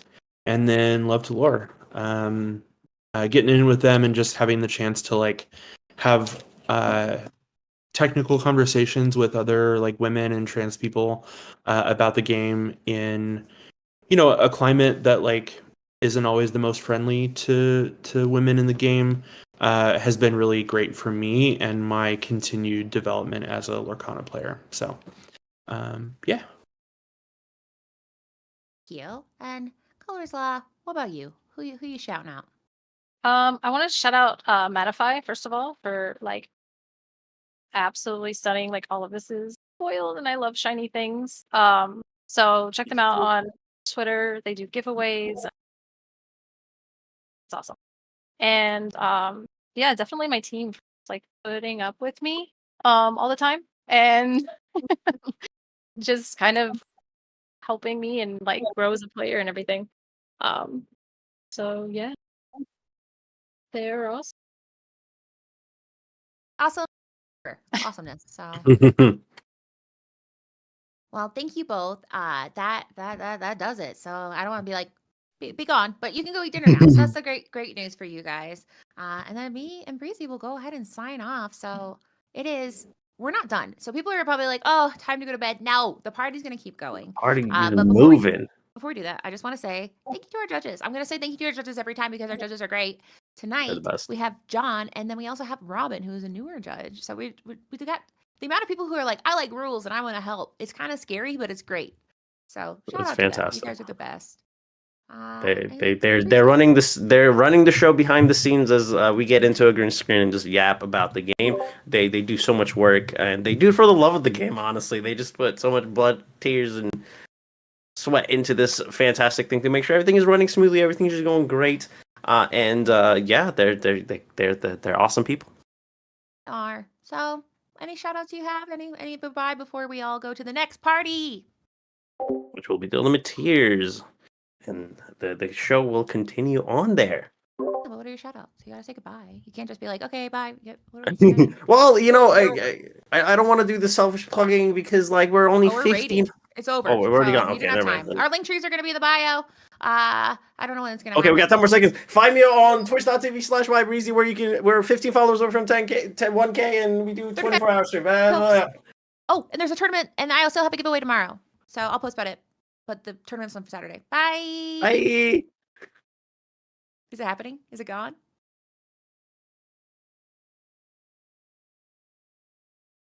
Half Live. What's up, you two? How's it going? It's your boy.